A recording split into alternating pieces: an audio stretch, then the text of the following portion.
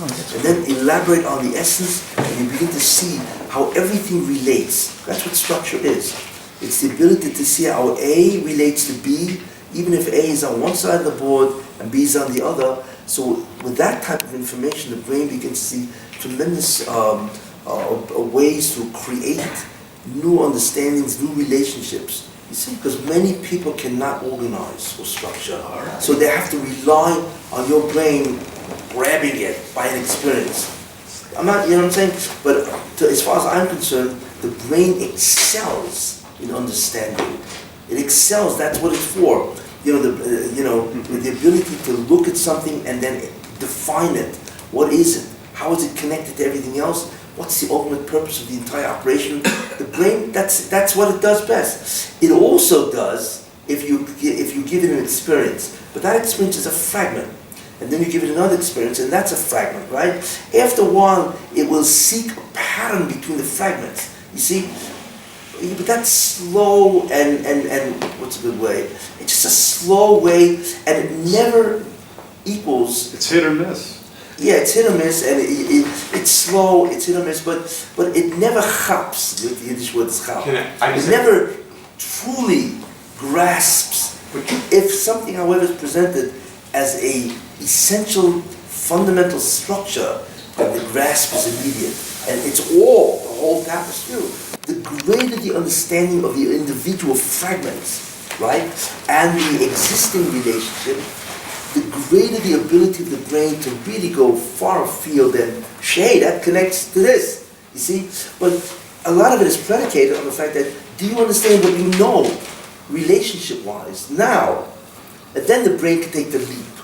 But if you don't even really understand this, and you understand the experience, you understand this idea and this idea, you say, that's slow, it's fragmented thinking.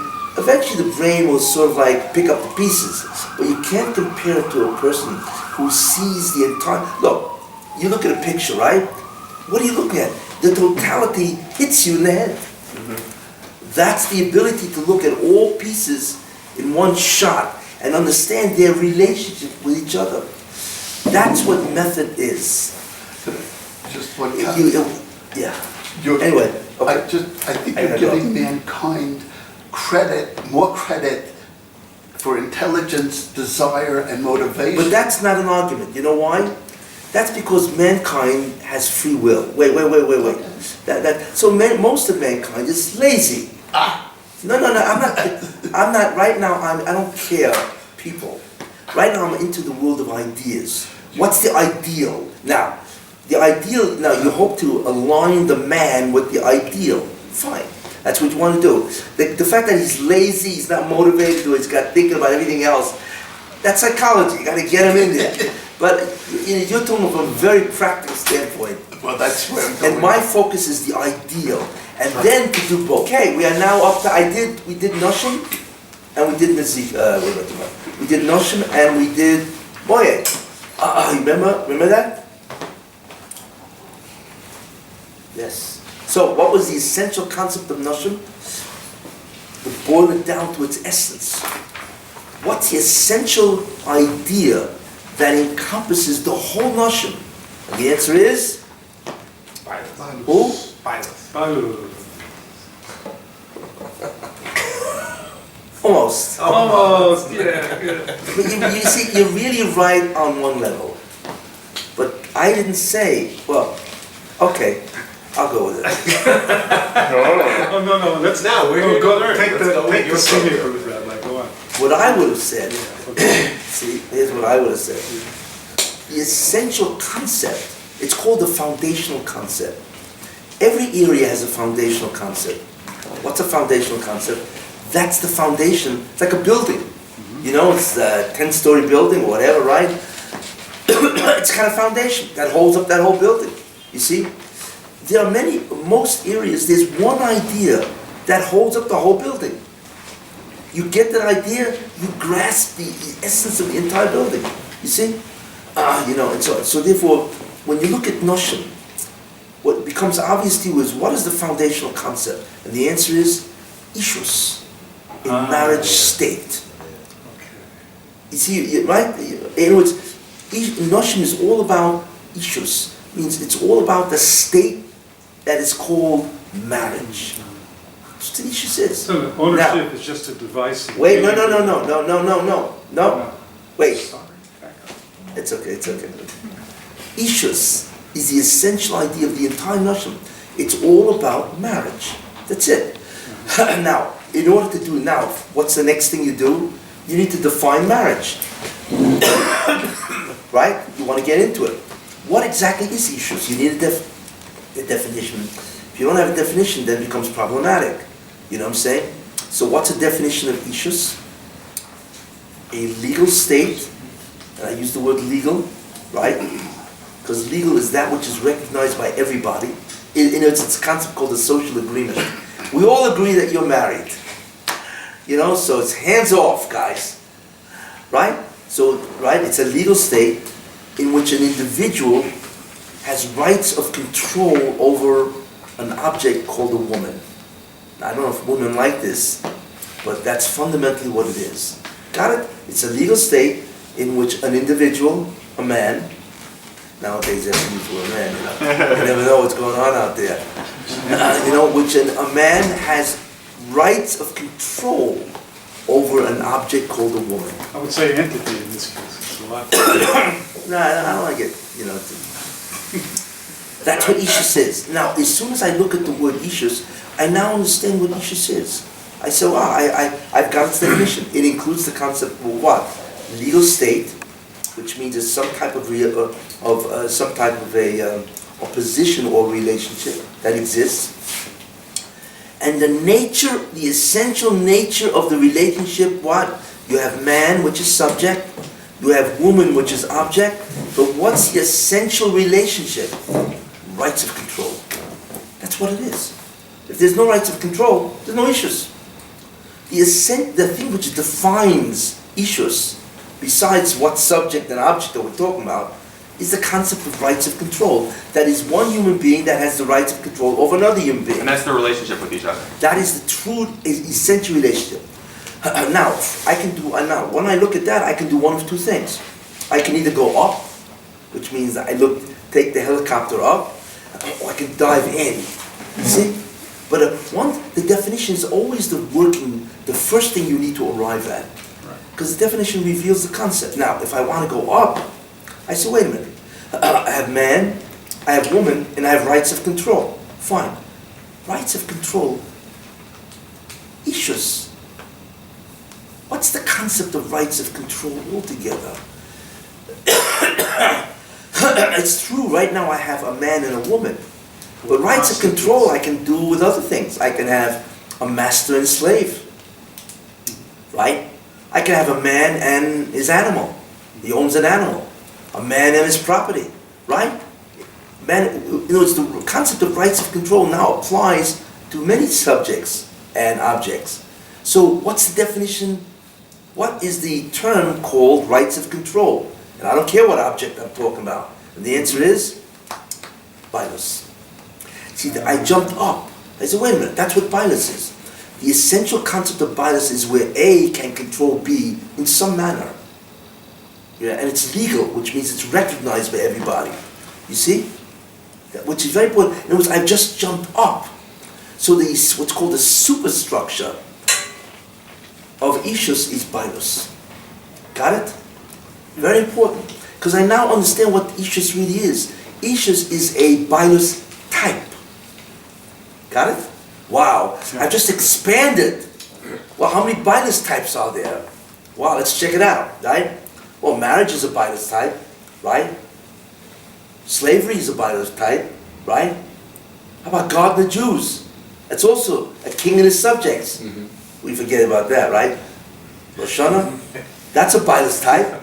Yeah. In fact, Rosh Hashanah is all about recognizing that Bilus. Exactly. That's it's funny, So we say, yet we mamlech the Rosh Hashanah. But what are we really doing? We're saying you are the owner. You own us. Therefore, you have rights of control. That's really what we did. You're the boss. That's really what Rosh Hashanah is all about. The acknowledgement, recognition that God is the boss. What type of Bilus is God and the Jews? Malchus. King and subject. You see what I'm doing? So that's also a Bilus type. Right? What else is a Bilas type? Who? We're objects. No, that's the definition. Give me the types of Bilas, right? I'm talking, what other?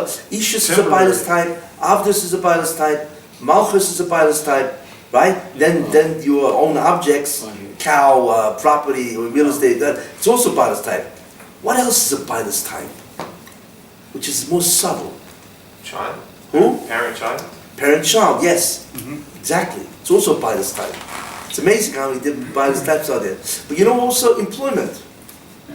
I'm paying you. I have rights of control over your labor from 9 to 5. That's Bilas.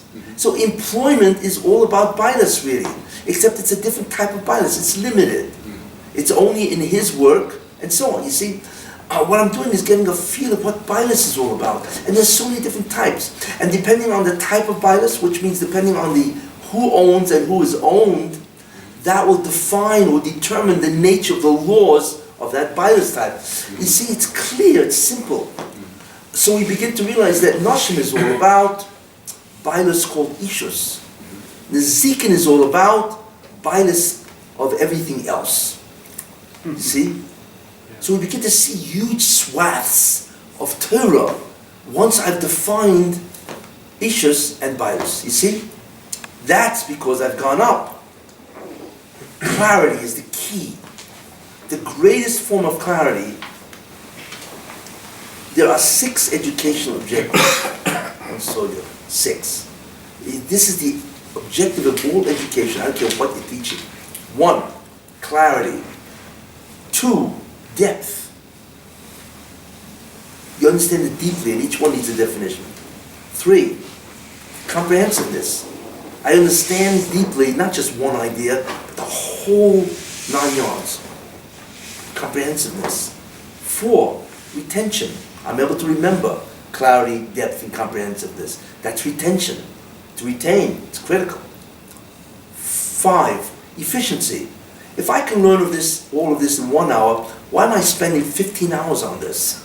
I could have been doing something else the other 14 hours, right? Like playing with my smartwatch, or whatever, right? You know, that's called efficiency.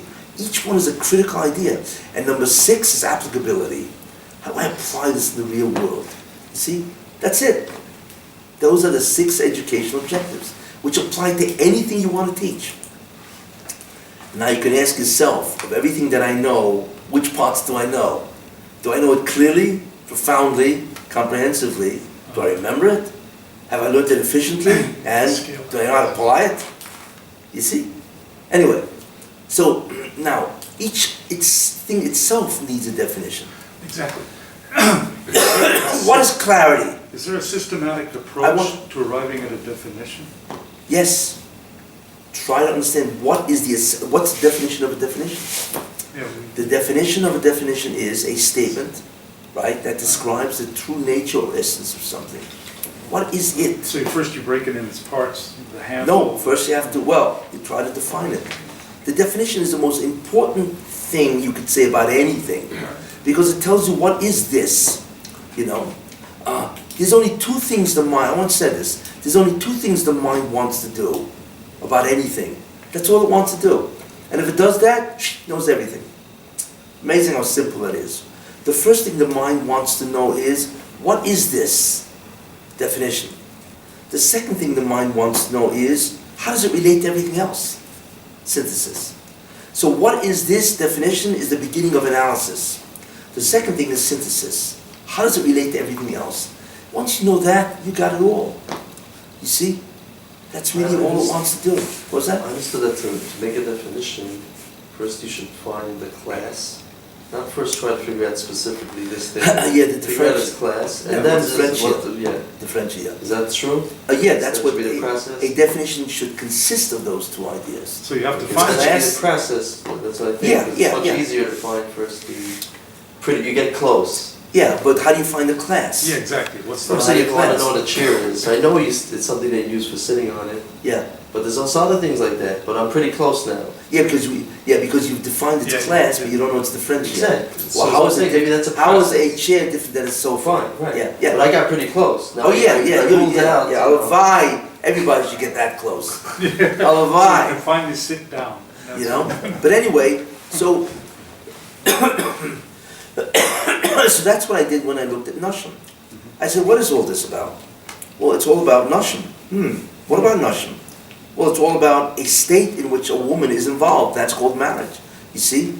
And then once I had that, I went up to Bailas, right? And I want to go back down in Nashim and look at its divisions, its categories, its parts.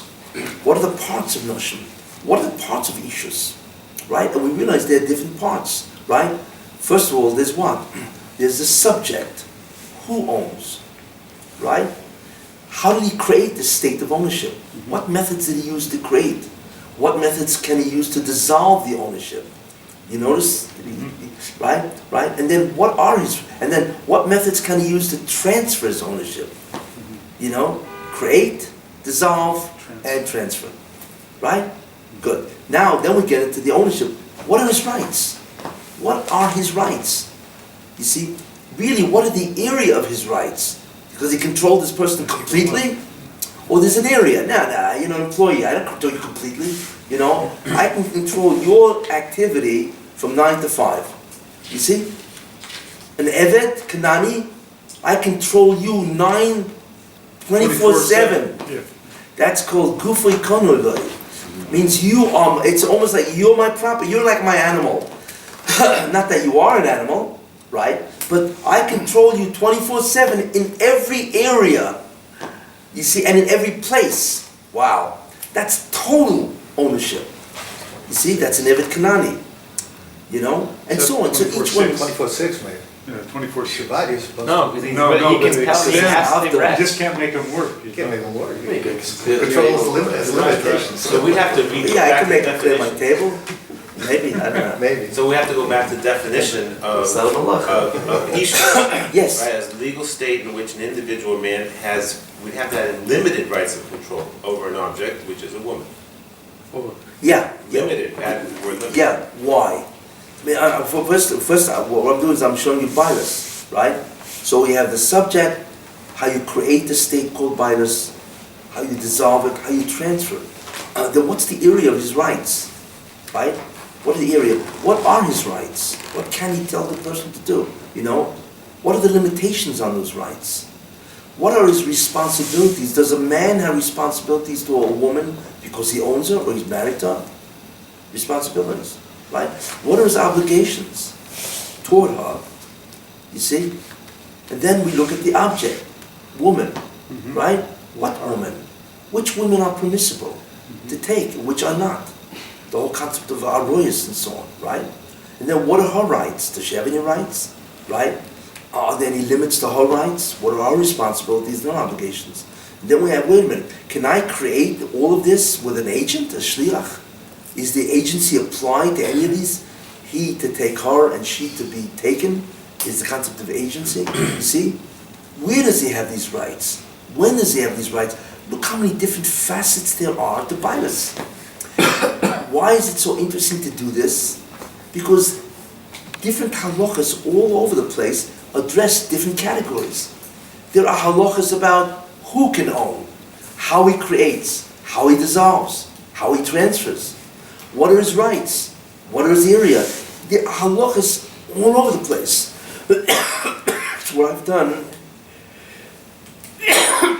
is I've created a picture. The jigsaw puzzle is all the halachas. It's all over the place.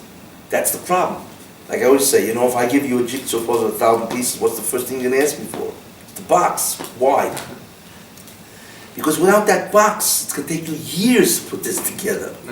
Because the box, the box reveals the relationship between each piece. So I take a piece and I say, okay, let me see where, right? You see, that's why the key to clarity is structure, synthesis. You know, the key is analysis and then synthesis. That's claw, you see? And that's what I'm doing, you know? So I've taken Bailus, the concept, and I've now created a structure of Bailus. And I now see the totality, beautiful, of every area of Bailus. That means if I now learn any Masechta, Bava Basra, or whatever, Kedushin, whatever, right? I can see immediately where this fits into the structure. That's clarity. So when the first Mishna says, Oisha Niknes, a woman is acquired, you know what I'm saying? In 3 ways, correct? What does that mean? Well, what does Oisha Niknes mean? A woman is acquired. What does that mean? It's a category of values. A woman is An object. is owned. It becomes owned. Acquired, she's owned, correct? The ownership of a woman is called ishus. So her isha niknes means if you want to own a woman, which means marriage or ishus, you could do it in one of 3 ways. So those 3 ways, right, is what? Where those? Which category do those 3 ways fit? Creating of them. What? How to create the state. Beautiful. You see? It doesn't tell you that in the Mishnah. You got to know this. Because it's basically you need to create your own box. Because the Mishnah is not going to do it for you. You see? And then you're stuck. You're stuck with 1,000 pieces. Bad news. You see? You want to create a box, which is not easy. But that's the skill that you need to learn. How to create a structure. But the Mishnah does tell you. It doesn't tell you that. It doesn't tell you that Oisha Niknes is really a form of bias. And it doesn't tell you how to create the state. Well, Niknes means you own, but the category is how to create the state. You But see? then it says, What? Kessin. That's the methods. Those are the 3 Wait, so methods. what's the difference between, in this case, the method and the agency or the How to create the state. What do you mean the agency? Isha Nichnis, the Isha Nichnis is Nichnis, the word. yeah. Yeah, Nichnis is the Niknes, yeah. It's woman is acquired. right, it's A woman acquired. is owned, or a woman is married. I don't know what you call it, right? Yeah. But how? What do you really want to do? When you say Oisha Niknes and say Yishul Drachim in 3 ways, what are you really saying? How do you create the state of Ishus? But then it says in the next sentence, No, you understand. Of course it says, but it's a detail. 3 ways to do what? To create a state called Ishus. Okay. So you've got a category in Bilis, so actually you create an Ishus structure, which is very similar. In the category of Ishus structure, there's a category called how do I create a state? Bemo, that's what the first Mishnah is. And then it tells you the koines atzma, and she acquires herself, which means she releases your ownership. And she says, just get out of my way. Yeah. Right? Get off me. That's basically what she's saying. So what she does is she releases your ownership. Right? And then Well, she doesn't really do that. He does. She doesn't do it. what does she do? I'm saying, let's say if it's a get, she doesn't do it. So she has to, Oh, it that's has interesting. to be put by her. That's No. That's interesting. No. What does a get do? What is a get? It's a shiur. A get is a document. Document. Good. That's So the what? way all Okay, dissolves and it. it What? device to dissolve the Good. relationship. Great. Well, yeah, great. Okay. A get is an instrument or a device, right, that is used to dissolve a marriage bond or the ishus state. There you are. Which Masechta deals with that? Gittin. So you now begin to see the Masechtas deal with, like I said, different categories. Kiddushin deals with how to create ishus and all the conditions that are necessary for the creation process, and there are many. Gittin is all about how to dissolve the thing, right? Remember I told you what the Ksubis is all about? The man's obligation toward his wife. Ksuba, what's my obligations, my responsibilities toward my wife? Yevomis is all about, remember I told you what Yevomis is? Yes. Exception. Isn't the word legal necessary in the definition? Because there are other ways of ending it. Other ways of ending what? The marriage. No? Yeah. If he dies. The shotgun method. No. Legal simply means that we all agree that this state exists.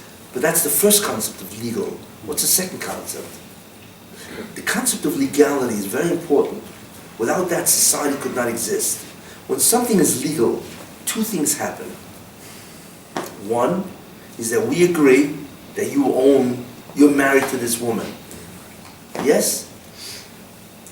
First idea. Second idea is that if somebody interferes, it's enforceable in a court of law, whatever that means, consequence. That's the concept of legality. 1, agreement with the state. Number 2, enforceability in a court of law. Right? If I own something and you steal it, I can take you to court, it's enforceable. Why? Because we all agreed legally I own it. I'm the legal owner. See? Just going back, when you mentioned about a get isn't something that a woman that a woman generates. In other words, it doesn't come from her. A woman doesn't end it. In other words, a get has to be given to her, and she has to accept it. Yes. But you give an impression that it really can come from her. It doesn't really. No, wait. It's the lesson of What I meant is this, a get is the instrument or device that can terminate or dissolve a marriage bond, period, right? So that's what it is. So therefore you have to make sure that the get has that power. That's all the halachas about get. The text and the signatures and all that kind of stuff, right? And so the instrument is valid, right? Okay. Now when it's delivered, right, what's the effect of the get? Right? The effect is that his ownership terminates or is removed, correct? Right? Then the next question is, what's the process? What is the process? He's got a hand of the get. She has to be clean of it, right? Against her will. You throw it in the chachotz or whatever, right? And she's clean it, and against her will, right? He removes his bias. So the dynamics or the action of removal, he does. He removes his balance, or he gives her back her own ownership of herself? Which comes first? First you got to remove his, and then she now resumes ownership of Yeah, herself. but the lesson of the Mishnah is confusing. Which Mishnah? Because that's Kedushin. The koina is atzma, Yeah. right? What is the koina is atzma? And she Yeah, exactly. acquires herself, Right. right? Why is it passive? Why is it reflexive? But it really is passive. Yeah, She, and that is- the koina is atzma. After he's So the koina is released. atzma doesn't mean that she does the action. Yeah. What action would she do? She would remove his bias, and automatically she becomes her own owner. She doesn't have to make a kinyan. It's interesting, It's not like, well, I own So you. why is it in the same lashon as? Probably because nicknames and koina, it would have to say if your isha doesn't koina satzmo, and the woman resumes prior ownership, Okay. But the Mishnah uses the lashon the koina, but really she removes his ownership is removed, I should say, and therefore she now resumes her ownership. Memela, which is interesting. Why is that interesting? Because when a man marries a woman, what is he really doing? What's he really doing? Getting her scum. She has to have, yeah. What she is doing, she's saying, in other words, did she give him her ownership, or she allowed his ownership to supersede hers? That's Havchana. Which is it? The brisk, right? Yeah, it's a classical. I don't know if Brisk does this, but you don't need Brisk to make hakiras like this. If you understand something well, you could do all the Brisk hakiras yourself. Believe me, you don't need Brisk. It's a tremendous mistake. So that's the question. Does she give him her ownership? But if she did that, she would have to make a new kinyan to become her owner. To get it back. Get it back. Yeah. Because, hey, ownership is, you need to make a kinyan for ownership. So if she said, hey, it's yours, right? And let's assume he's gone, let's say he died, right? Fine. So his ownership is removed. There's no escrow. But wait a minute, what happened to her ownership? And the answer is, well, so if she gave him ownership, she would have to make some kind of kinyan act, because that's what you need to create. But what happens if that's not what goes on? What really goes on is, I allow you to supersede my ownership. I agree that your ownership supersedes, doesn't remove, but it's like, I allow you to become my boss. But if you're gone, hey, I'm still, I retain my original ownership. You know what I'm saying? So Kedushin really works that way. His ownership supersedes hers. But when he dies, or he removes his ownership by a get, she now resumes previous ownership. Automatically. Exactly. It was never What? relinquished in a sense. It was never Just relinquished, super- no. It just allowed him to be supersedes, That's exactly. in the lashon.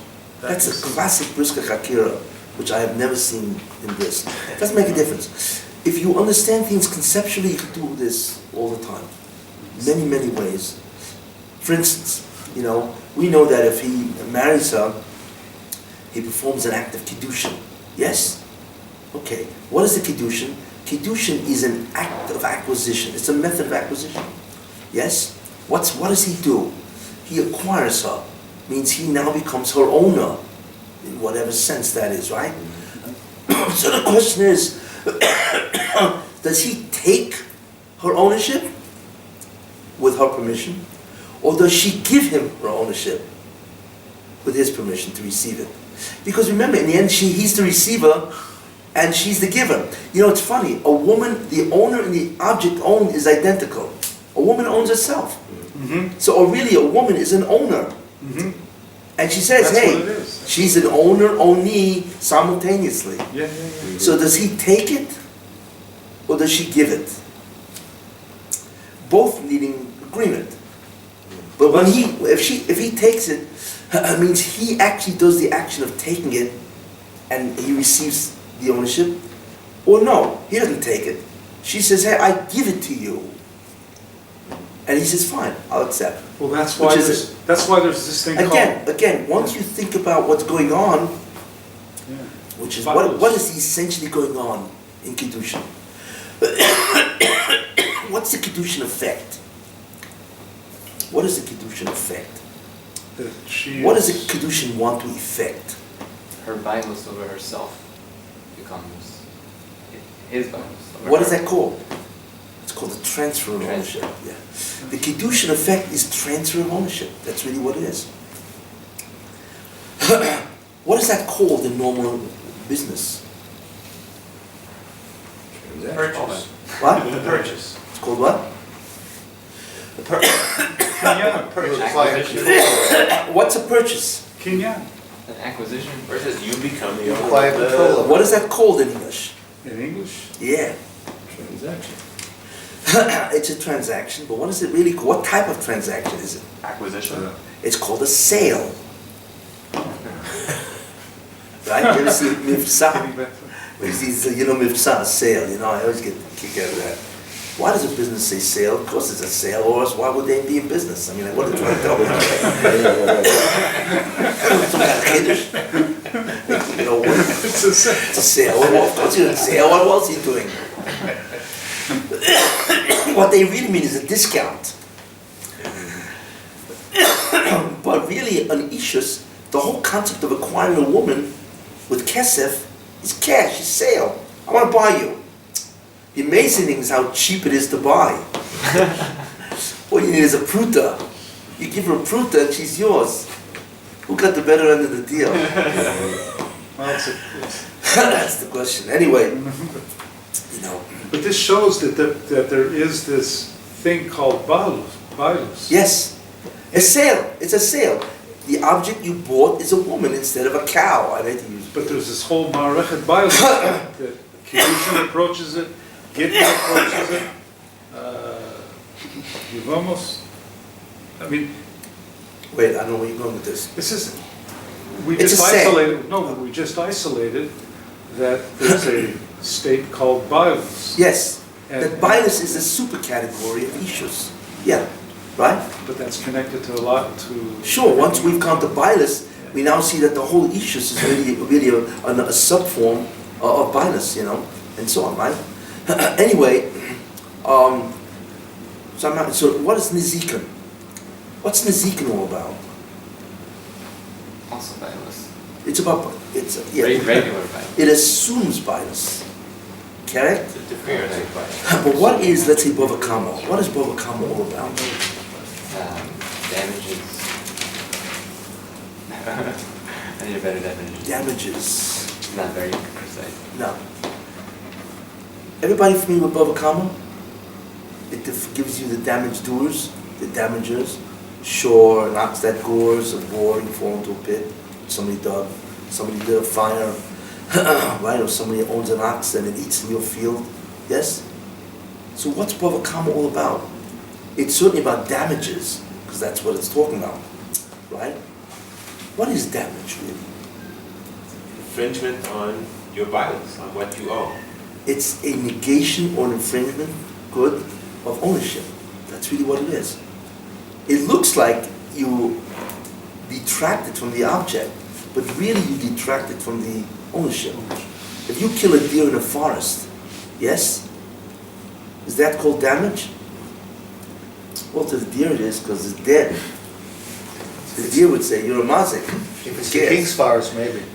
What? If it's the king's fires, perhaps. Yeah, maybe, yeah. Yeah, that's right. No. that's It's true. king's fires because then what damage is it? You've negated or interfered with his ownership. Right. If there's no ownership, there's no damage. Actually, there is damage, but what's Yeah. the problem? If nobody owns that which you damage, If it's Hefka. no, well, it's not that, it's Hefka. So what's the problem? What's the essential idea missing? There's no one has any Claim. There's no recourse. has any claim of Of what? of benefit. No, that's of not control. benefit. No, Exclusivity. no. No recovery of damage. No, what? Recovery of damages. What is that called? Going to Compensation. court. Compensation. There's no compensation. The essence of the hope of a kamo is damages through a damage doer that is compensatory. Without that, who cares? You shoot a deer in a forest, there's no compensation. You see, because you have not interfered with anybody's ownership. When you're mazik somebody, what you're really doing is you're compensating him for the loss of ownership. That's really what it is.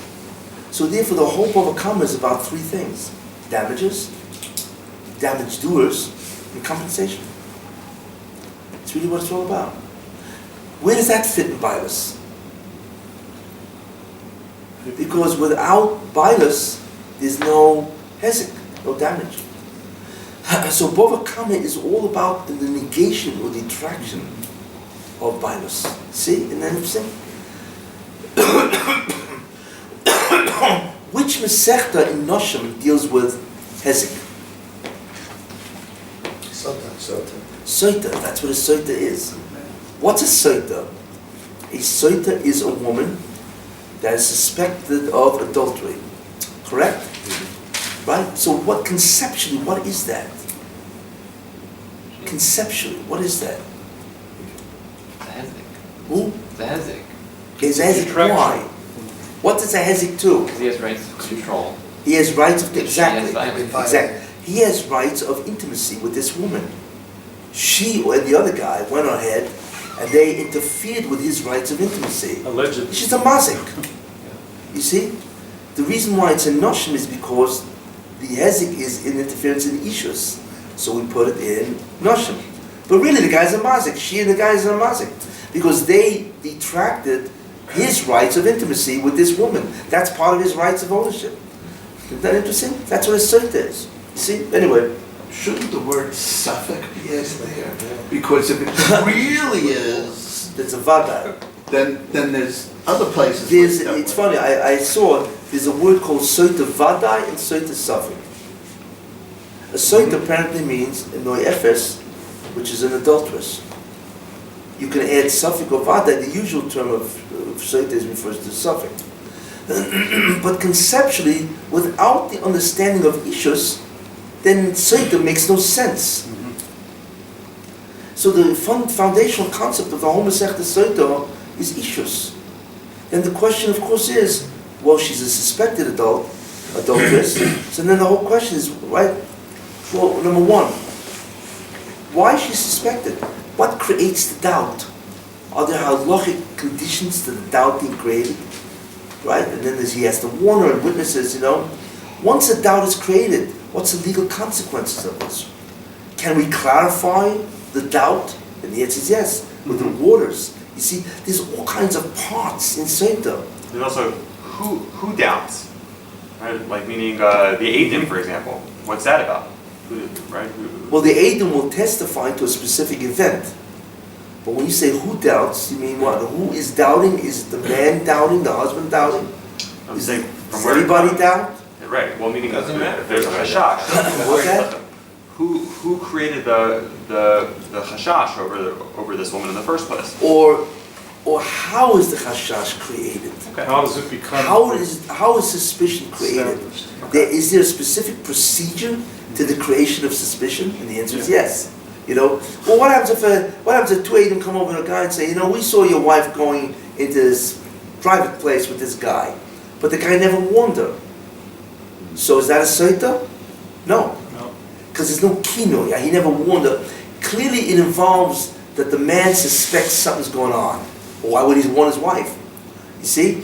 So there has to be some type of subjective warning or suspicion. Without a subjective suspicion, she's not a Satan. Interesting. You see, this is all the different parts of the Masechta. So it seems like But it's always about understanding the fundamental concept. Yeah. It seems like the key to the methodology is learning, for us learning, how to ask the right questions. Correct. How do you Half do the that? answer That's is the thing. right question. Right. Most guys never get to the truth because they never ask the right question. You see, you have to learn how to phrase a question, the essential question, and that will lead you to get into an answer. But if you don't How do we have do the that? essential question, That's the How do whole we do thing. that? then you won't get to the answer because you don't even know what to answer. Well, you're here. That's what you're here to do. Yeah, That's so- right. That's a pretty good start. Let's, But the essential question is always what? what is it? What is it, and what's how does it relate to related? everything else? That is the question. You see? Analysis and synthesis, right? Correct, yeah. That analysis and synthesis is nothing more, and then answering the question of what is it, and what does it connect, how does it connect to everything else? See?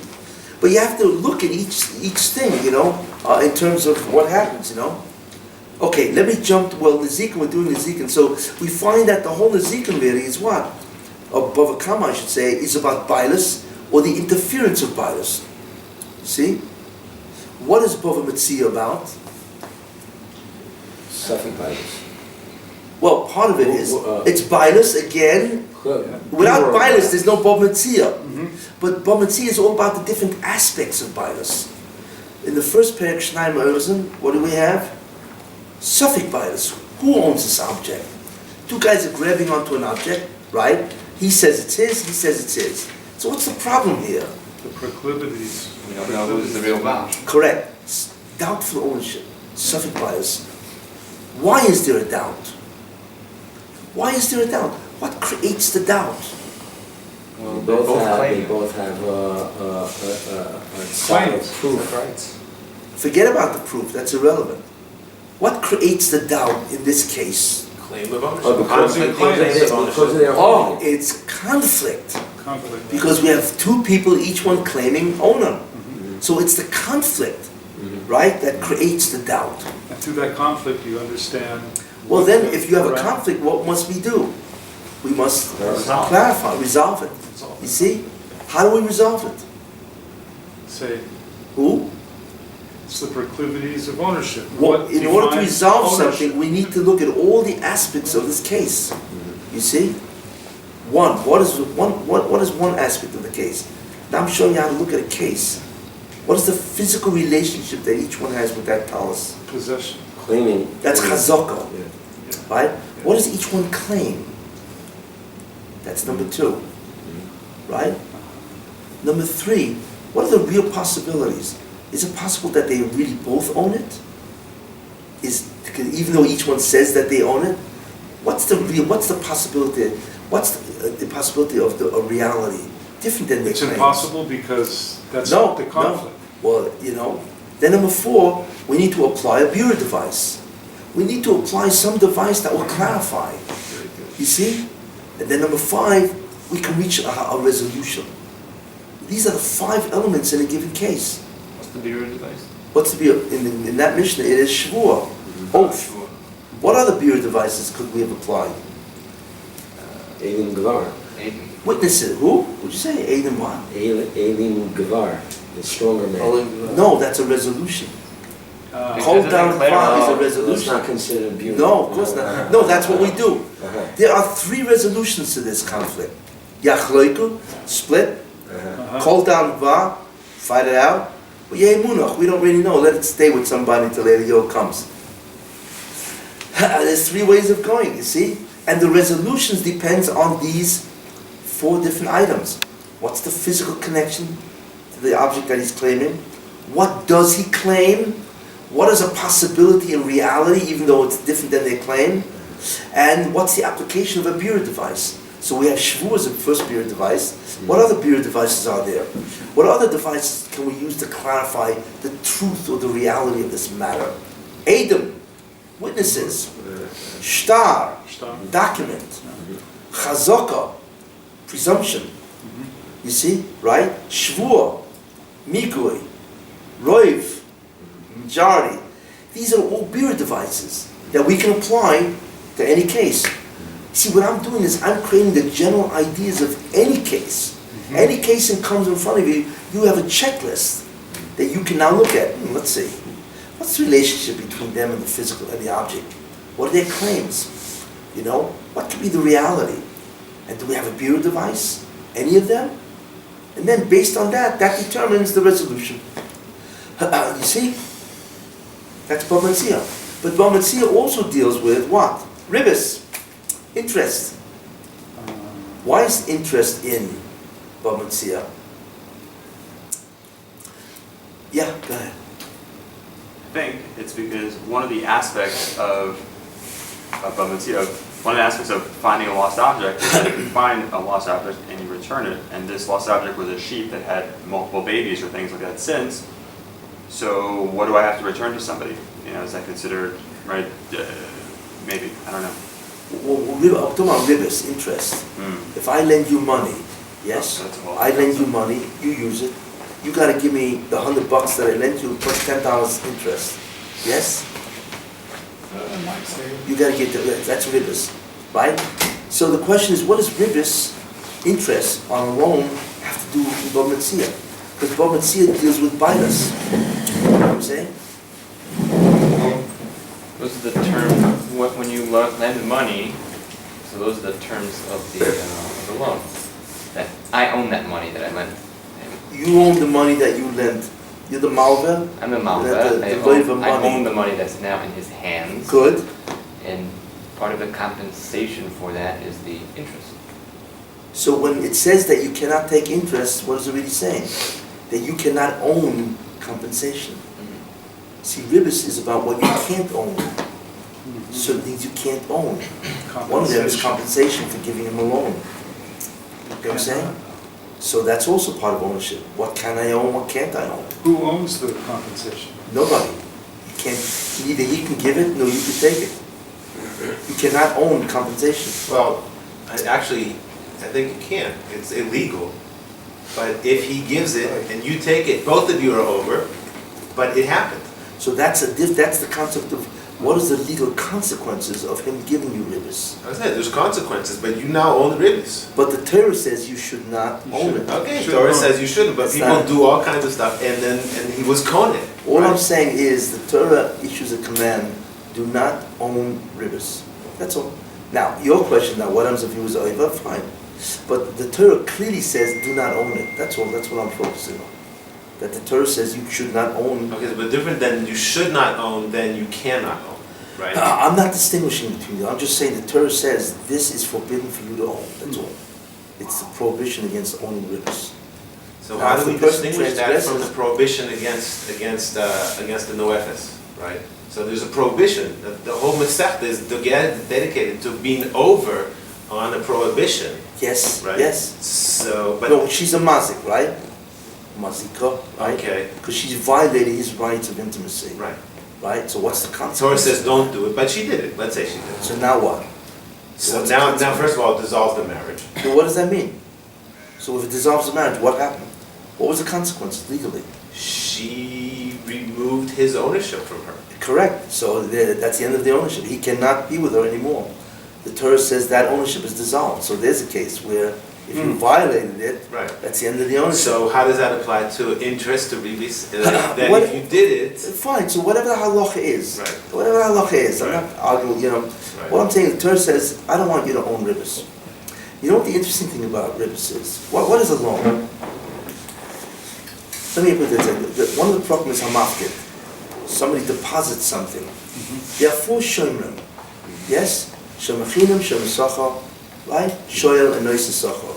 Guy rents, right? Why are they in Bava Metzia? Oh, it's a good question, right? Like, what are the new today? A guy who, what's it mean to know? A shemachinim means you have to watch it for free. A shemasachar means I pay you to watch it. The God, yes? A shoyel is a borrower, and a noisesachar is a renter. Yes? What do they all have in common? And why are they in Bava Metzia? It's not their object to begin with. It's not their object, correct? They're not the legal owners. Go ahead. They're basically temporary owners. Exactly, beautiful. That's right. Because I want to tell you something. The legal owner, what they call this acting owners. You ever see an acting vice president? He's not, he hasn't been voted, but until they replace him, he's an acting owner. A shiur is an acting owner that has been given permission to assume that acting ownership by the legal owner. But if for instance, the guy rents a car, right? He's an owner because he has certain responsibility. He has rights of control, right? He can use that object. He can do whatever he wants with the object, and you can't because I rented it. Isn't that called an owner? A shiur are owners. If you borrow something, you own that object. You see, you have responsibilities, right? More important, what's the definition of ownership? Rights of control.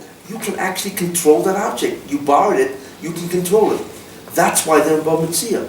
Because ownership, renting or borrowing is a form of ownership.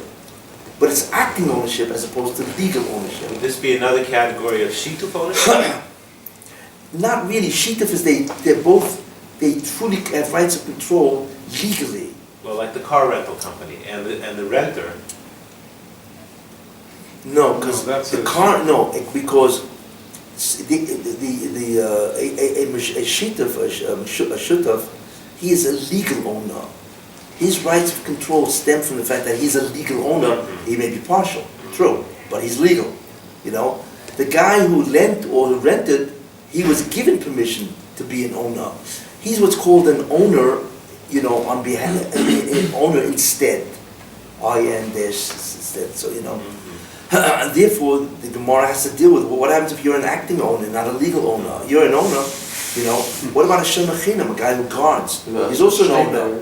Shiur, if our definition of legal was agreement and enforceable, so shmira is enforceable. If I rented it, so I could go, I could take it to court, it's mine now, I have rights over it right now. No, but you're not a legal owner, you have to return it to the I have owner. the ideas of legality I have. You're saying We agree that this you can point now it's mine. control, Yeah. but it's not legally yours. What is legally yours is that the owner has given you permission to use his object for It's compensation. a limited own legal It's a limited, ownership. you're not limited. Yeah, sure, yeah. You're the acting owner, you're not the legal owner. Means My acting is legal. I'm a legal yes, actor.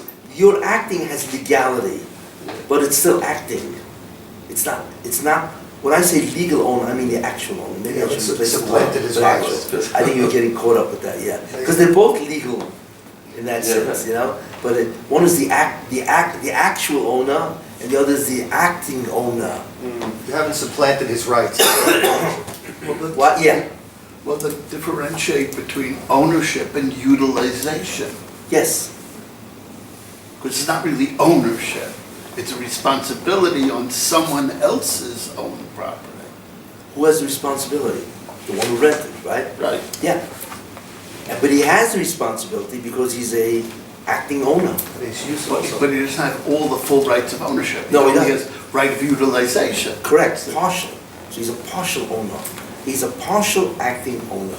That's why it's above Metzia, a mafkid. All shiurim are acting owners. You see? And ribbis you can't own. It's what's funny. What is a loan really? What's the transaction called a loan? What is it really? You're temporarily. A time-limited Yeah. transfer of ownership of the money. I transfer the object, right? Yeah. And as I got $100, It's not I give it to ownership, you, usage. It's usage. right? And it's what? Usage. So therefore, what's that called? When I give you something and I enable you to use it, what's that called? Transferring your rights of usage. No, you're not transferring rights of usage because I can use it too. At the same But I time, just don't want to use it. I give you the right now to use it. What's that called? Isn't that called rental? Oh, Am I not renting you the money? If I give you my car, if I say you give me you give me money, and you rent the usage of the car. Well, if I give you money instead of a car, isn't that rental? Yes. Right? renting. But normally in rental, I could take a fee, I rent you a car for a day, give me $100. Hey, that's rental, right? If I give you $100 worth of money to use, why am I not entitled to rental fee? It's my money. Good question. Isn't that interesting? That's a fabulous. Every loan is nothing more than a rental. Because you still have to give me back my money. You don't have to give me back that coinage, that's true. But you got to give me back, money in kind. But isn't that rental? So it's interesting, right? The Torah makes a distinction between the currency itself. Exactly, and the object. And the object, exactly. yeah. But what I'm saying is, what's interesting is conceptually, they're identical. I allow you to use my object, or I allow you to use my money. In any case, you got to give it back to me. So You the see? Torah says no. So it's true, the Torah says, the renter has to give the owner back his car, he's got to give the owner back his money. But there's no compensation in the case of money, whereas in a car there is. So therefore, what is the guy? The guy who uses the money, I lend people my money, and he cannot give me money, and I cannot take compensation for that, which is rivers, right? It's interest. Yeah. So what is he really? Is he a renter, or is he a borrower? He's a borrower. Yeah, because if I say, hey, you come and say, hey, I want to lend you a lawnmower, right? That's no problem. I lend you, you borrow, I lend, and you borrow my lawnmower, and for free. That's called a borrower. Yes. You walk over and say, I need $100. I said, fine, here's $100, right? And I don't take any money for it. That's called borrowing. So it comes out that a halvor, right, is really a shiur. So there's no compensation ever. There's no compensation. So when the Torah says don't take compensation, instead don't call what's a borrowing a renting. Don't call a borrowing a renting, yeah. Well, It's not rental. basically, Well, don't it's rent your borrowing. money out. What? Just, you let it lend money, not rent it. Correct. You're allowed to lend money, which means he's allowed to borrow the money, but you can't rent it. Because you see, you switched. Although a loan is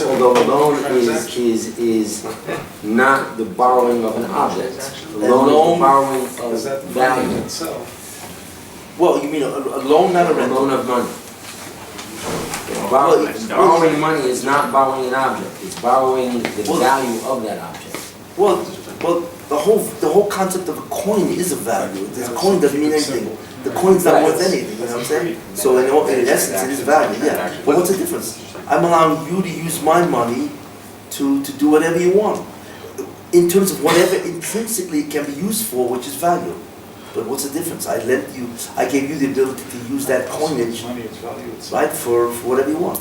So you're a shiur, not a nice stuff, yeah. But the same thing then also works on objects. I give you one egg and I demand 2 eggs back for it. That's ribbis. Okay, fine. Is that minatura or midrabanan? Maybe. You are going into all the pratim. That's fine. But the first thing you need to do is identify the concept. What really is going on? Once you've got the concept as a framework, then the Gemara hits you with all the conditions. Well, it's rivers in this case, but not in that case, not in that case. You see? Then you begin to do what's called case variations. You see all different types of cases. And does the principle hold up? Where is it rivers, and where is it not rivers? And more important, where is it rivers? Why is it rivers here? And where is it not rivers? Why is it not rivers here? You're always into the principle, because that's the fundamental concept that you're trying to understand. You see? And then the rest of them say, somebody hires employees. What's an employee? Think about it, right? An employee, it's bias. I have bias over my employee. So the question is, what bias do I have and what bias do I not have over him? You know what I'm saying? So the whole Bava Metzia is all about different ideas about ownership. It's really what it's about. So Bava Kama is about the negation of ownership. And Bava Metzia is all about bias itself. Then you come to Bava Basra, which is mostly about karka. And it's also about bias. Well, how do I acquire a ship? And how, it's all about ownership. So the whole Nezikin is all about ownership issues. You see? Nashim was all about issues. Nezikin is all about ownership, bias issues.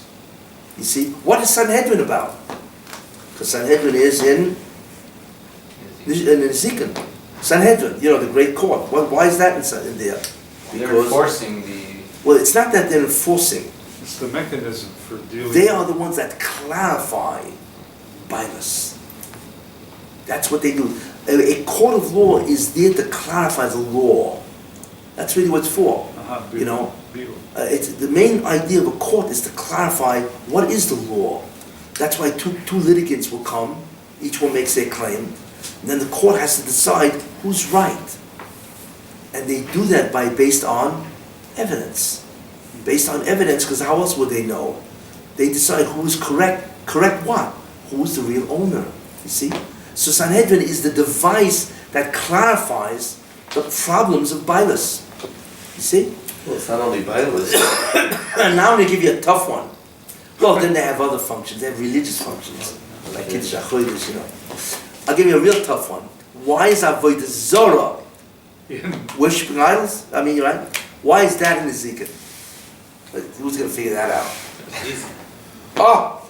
I'm going to take a stab. Ready? No problem. Sure, because there's many concepts that if something is used for Avodah Zarah, you can't use it after that. Meaning, it basically takes away the usage of the item if it was used for Avodah Zarah. It becomes Osaban no. Great. It affects your bias. Right? If you use something to worship, it affects your bias. That's excellent. But there's something more interesting. I don't know it's more, but... Oh, how? How are you mazik God's bias? That's nice. I like that better. No, it's taking apart your recognition of his... Of his what? No, he has right control. Of his bias. But how are you taking away from his bias? Because he said, don't worship that, worship me. And you're worshiping that. So what are you saying? You're violating his rights of control in the relationship. In a certain sense, you're setting up something as God's equal, or something that itself is entitled maybe to ownership. In other words, you're infringing on God's bias. Isn't that interesting? That's why, so Avodah Zarah really is what? He's a mazik. He's, in a certain sense, he's a mazik. He negates God's bias by worshipping another God. It's interesting. That's why Avodah Zarah. It's a bigger picture of Avodah Zarah, Or whether what you said, Simcha is right, it's correct. But this is like a, really, macro, really, micro. you see, really is a mazik. So if you look at the structure of the Bayit Rishon, it's all about nezek to bios. Avodah Zarah. Go ahead. Shvichas Damim. Shvichas Damim. And Gedaliah. There you go. There's no greater nezek than those three of individual rights of ownership. Hashem, the husband and the wife, and yourself for your own life. Right? That's what the Chazal say. It's by individual bios. Fine. Okay. I like that. Good. Yeah. But I'll tell you something different. What it really does. Besides that, Shvichas Damim, you kill a guy when he no longer owns himself because he's dead. Correct? Yeah. That's Shvichas Gedaliah, right? That's Sot. Right? You've taken away his rights of intimacy with his wife. Right. So Behemah, she now has to divorce him. That's the end of the bias. Right. Avodah Zarah, by worshiping another God, deity, you are acknowledging that there is another deity, right? That in certain sense is equal to God, or therefore is a deity or an entity that has its own bias. Right, It exists independent of God. Yeah. But there's something else that you're doing. You are destroying the unity between three things. When the concept of intimacy with one's wife is a concept of unity, okay? So you destroy that by her being with some other guy. The second concept is if you want to interfere with somebody's unity, right? Every Jew is connected to each other. When you kill the guy, he's no longer connected because he's dead. So you've destroyed the unity of Klal Yisrael as one entity. You see. And then when you worship another God, you've now destroyed the unity between you and God by introducing another deity. In a certain sense, it destroys the achdus of Klal Yisrael. All three. But just the absent. Man and wife is destroyed. Jew and Jew is destroyed. God and Jews destroy. So it's really both. I'm just giving it a hashkafa perspective, you know. I'm saying. Anyway, okay, great. Then we have Horius. Horius deals with what? Bezdin makes mistakes, and we know Sanhedrin is there because they clarify all the issues, you know. Pirkei Avos. Start doing the Zika. We all know what Pirkei Avos is, right? To prevent. Aga was always a way to get out of it. To prevent it. By having a proper... What is Pirkei Avos all about? Nice. Good behavior. It's what? Behavior. It's behavior that's too short. Sorry. What about behavior? It's also Masorah. What? It's also Masorah. You know, it's a... That's its origin. I'm talking about what is it about? What is Pirkei Avos really all about? It's teaching Derech Eretz. What is Derech Eretz all about? I think the English word is dictums, right? A dictum is a statement, yeah. Oh, okay. Like advisable conduct or something. Ooh, say again? Advisable conduct or something. Great. Something like that. Pirkei Avos is all about correct, proper, desirable behavior. Effective. What is the behavior Also. which is correct, And- proper? And effective. Well, that's really what it's all about. And that behavior exists over many different dimensions. Your behavior to man, your behavior to God, you know. What is the correct behavior? Or your correct behavior to yourself, midas, which is really to man also, you know. It's all about correct behavior, you know. So it's almost the positive end of it. It's not the negation of problems of bias. It's all about, you know, how to live with everything in its proper way. So you want to say, which is true, that maybe if you do that, you won't be such a, you know, then Such a you mazik. won't be a mazik. You won't negate anybody's bias. It's a proactive approach. Yeah, it's the positive as opposed to prevent the negative. Yeah, that's good. Yeah, that's good. It also compares positive to negative within. What? It also compares positive to negative within it, so it gives you... It compares positive to negative, yeah. Yeah, It should do, yes. Segments. Yeah, sure. that's like introducing an element and removing Well, yeah, you know. say tov, sfum Yeah. mava, say tov. Yeah, it's got both actually, you know. So probably it's there because behavior, wrong behavior is usually what injures people or harms people. Most harm is done in terms of, if you think about it, most of the harm that people do to another is bias in a certain sense. It's ownership.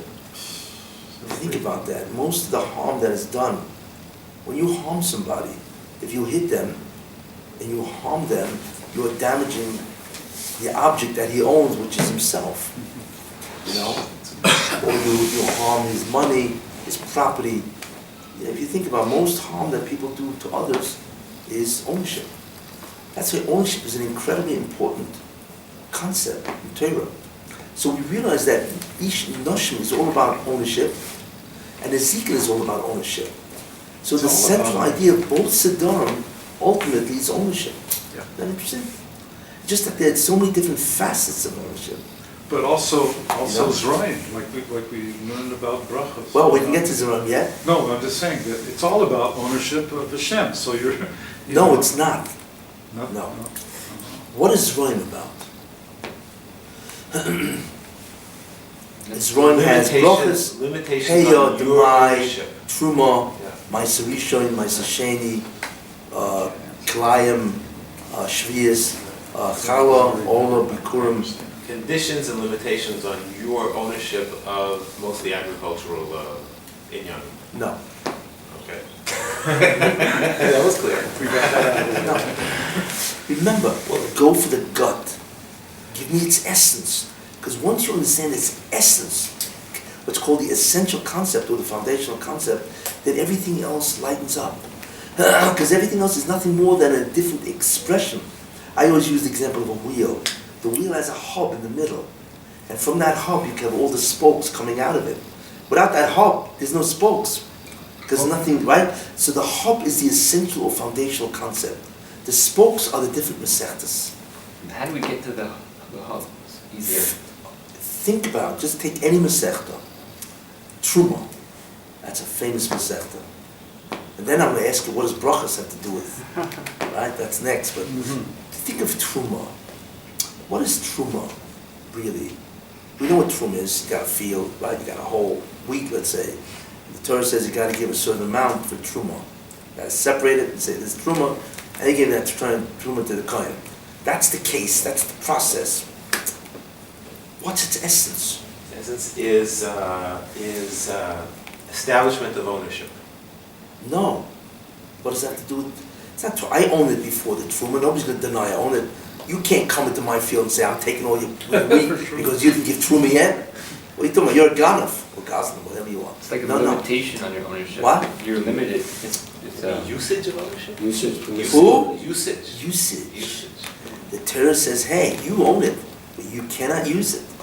How do you use it? How do I get to use my stuff? Giving it away. Giving it away. What's that called? Hafrasha. Hafrasha means to separate. And when you mafresh, what do? You give it away for free. What's that called? Matana. The Torah says that you want to use your stuff, what you own, right?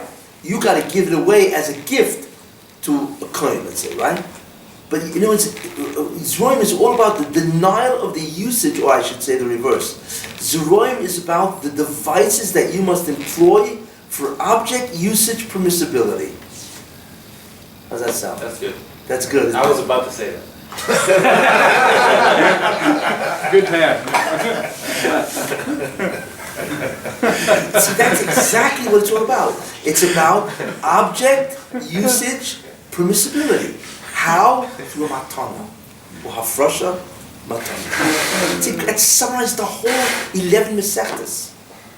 Except brachas. Why? Brachas is also what you have to give in order to make it permissible. What do you have to give?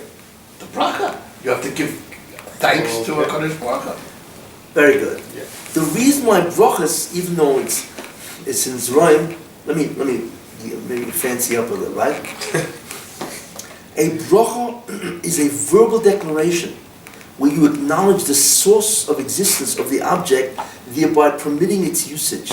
So the only difference is a bracha is a verbal declaration that permits usage, whereas the other one is the matana, an actual physical gift that permits its usage. But they're both devices. Isn't that interesting? Yeah. They're both devices that allow you to use the object. What about the first half? Which one? Shema and Tefillah. Wait. You got that. So that explains all the... now, why is Kalayim there? Why is Kalayim there? Or Ola? You can't use Kalayim. Kalayim is you graft, grape and seed together. The product you cannot graft. You cannot use, So why is Kalayim there? And Ola, you also can't use the fruit for the first 3 years. Prohibitions. What? They're showing once those things that one will not be able to get permissible. Exactly.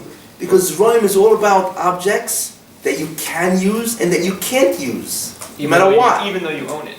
Even though you own it, correct. That's a real limitation of usage and ownership, right? But even those objects, it's really all about restrictions of usage of the objects you own. Some objects you can never use that you own. Kalayim or Ola. Some objects you can use, but you have to employ a device. So it's always about, right, the object, permissibility, possibility, with the employment of a device. That's also true of issues, right? Like you, with the chuppah and Harayat Mekudeshet, is a device that gives permissibility of the object that you're in. Well, no. There. Or whatever. You didn't have ownership. No, you didn't have ownership. No, a kedushin is a kinyan. It's a method to acquire ownership, thereby permitting rights of control, because that's what ownership is. You got to acquire, and then you could use. Here, you already own, and you already have rights. And the Torah says you got rights, but excuse me, wait a minute. You do not have the rights of usage of your object unless you employ specific devices, bracha or matana, And there's certain objects, I don't care what you do, you can't use it. So it's all about object usage permissibility. That's the whole Zroim. Isn't that interesting? That one concept, you see, can encompass the true idea as long as you found the essential idea. Look at the beauty of an essential idea. Look how much it enlightens and clarifies. Nothing beats it. Now, why is Kriya Shema the first three program, Kriya Shema, and then you have the Tefillah, Shemona Esrei? Why is Kriya Shema in Brachos? What is it doing there? It's at the very beginning. So what? What does the beginning have to do with this? Something you have to do before you do anything else. In your ownership of yourself. You can't do anything before you first do your obligations. To what? To God. You're on the way, but you're not saying it yet. Or your thinking is on the way. It's a very interesting concept. I mean, people want to say because Brachos deals with agricultural stuff, food, and what Israel deals with agriculture. This is called, very weak associations. There's a much greater, clear reason why. Acknowledging Hashem's ownership of us. Acknowledging Hashem's ownership of us. True. You're also saying on the way. You're saying it, but you need clarity, which means it's so clear it has to hit you in the face. If it doesn't hit you in the face, if your eyes don't light up and say, Eureka, then you haven't gotten it. That's the criteria of that concept. You know, it's a foundational concept that has to be so beautiful that it stuns you with its beauty. This issue has to do with time, right? It starts with time as opposed to an object. No. Acceptance of Hashem. Is there a lawyer here? There's no lawyer, is there? He's not here. He's not here. Why are you going to tell him, Joe? No. The acceptance of Hashem's bias over everything. Myself and everything. So what? Therefore what? Now what? And therefore so I'm agreeing to Hashem's bias over everything. So therefore. And therefore now I know who I'm obligated to give these matanas or to give this declaration to of brachas. You're on the way. Can I take an Go easier approach? Go ahead. I think it just provides the just the biblical framework, talking about the land and the rain and the earth and the ground. And now that we get that that's the deal, the picture, let's go into the specifics about how we go ahead and how we can do it through brachot, or we can do it through other things. But I think it takes a slice of the Torah itself as like basically the box of the jigsaw puzzle, and now we can go ahead and we can go deeper into it. You're on again. All right. Okay. It's the rationale of the limitations of the usage. What the heck is with the Kohanim in there? Since what he says, he's the Bailam. He's a true Bailam. I'm a lawyer, let's say, right? You guys ready? Actually, imagine two guys get together, right? And they want to sign an agreement, which is a contract. It's an agreement where each one will take on that which they agreed to. Yes? There are two things they have to do. One is that they have to agree that they want to reach an agreement. Number two, what are the terms of the agreement? What do we agree on? First, we have to agree that we agree, that we want to agree with something to each other, general. And then what do we agree on? Yes? Rebbe is about to give you the whole Mishnais.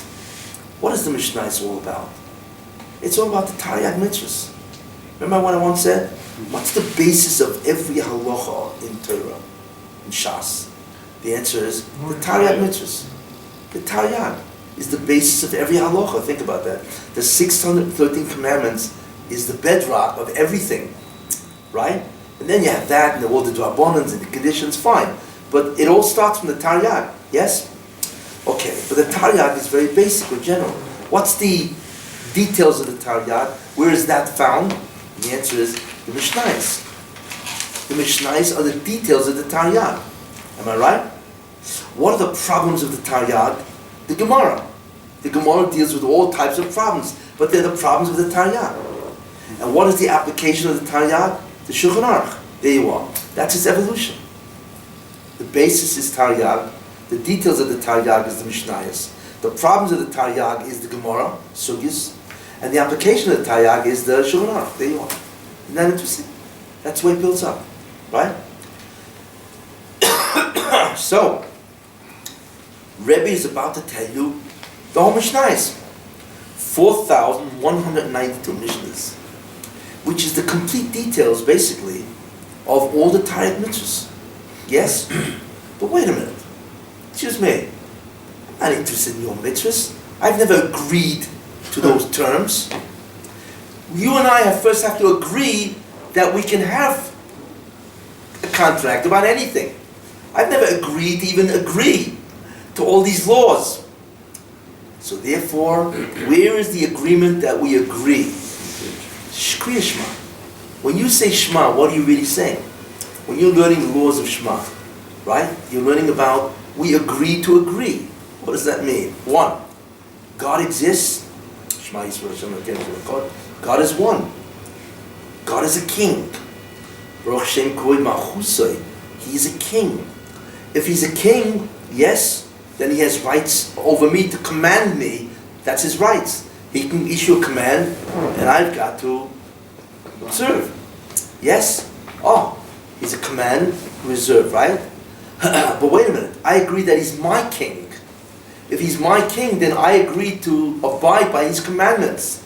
Yes? There's the agreement.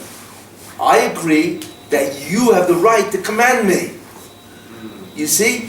That's the agreement. Oh, you agree that now that you agree that you have a right to command me, what are the commandments? What are the terms? Rest of the Mishnahs. So first Rebbe had to give you the whole concept of the agreement altogether. You know, what am I going to give you? All the commandments? You don't even agree that you even agreed to take commandments.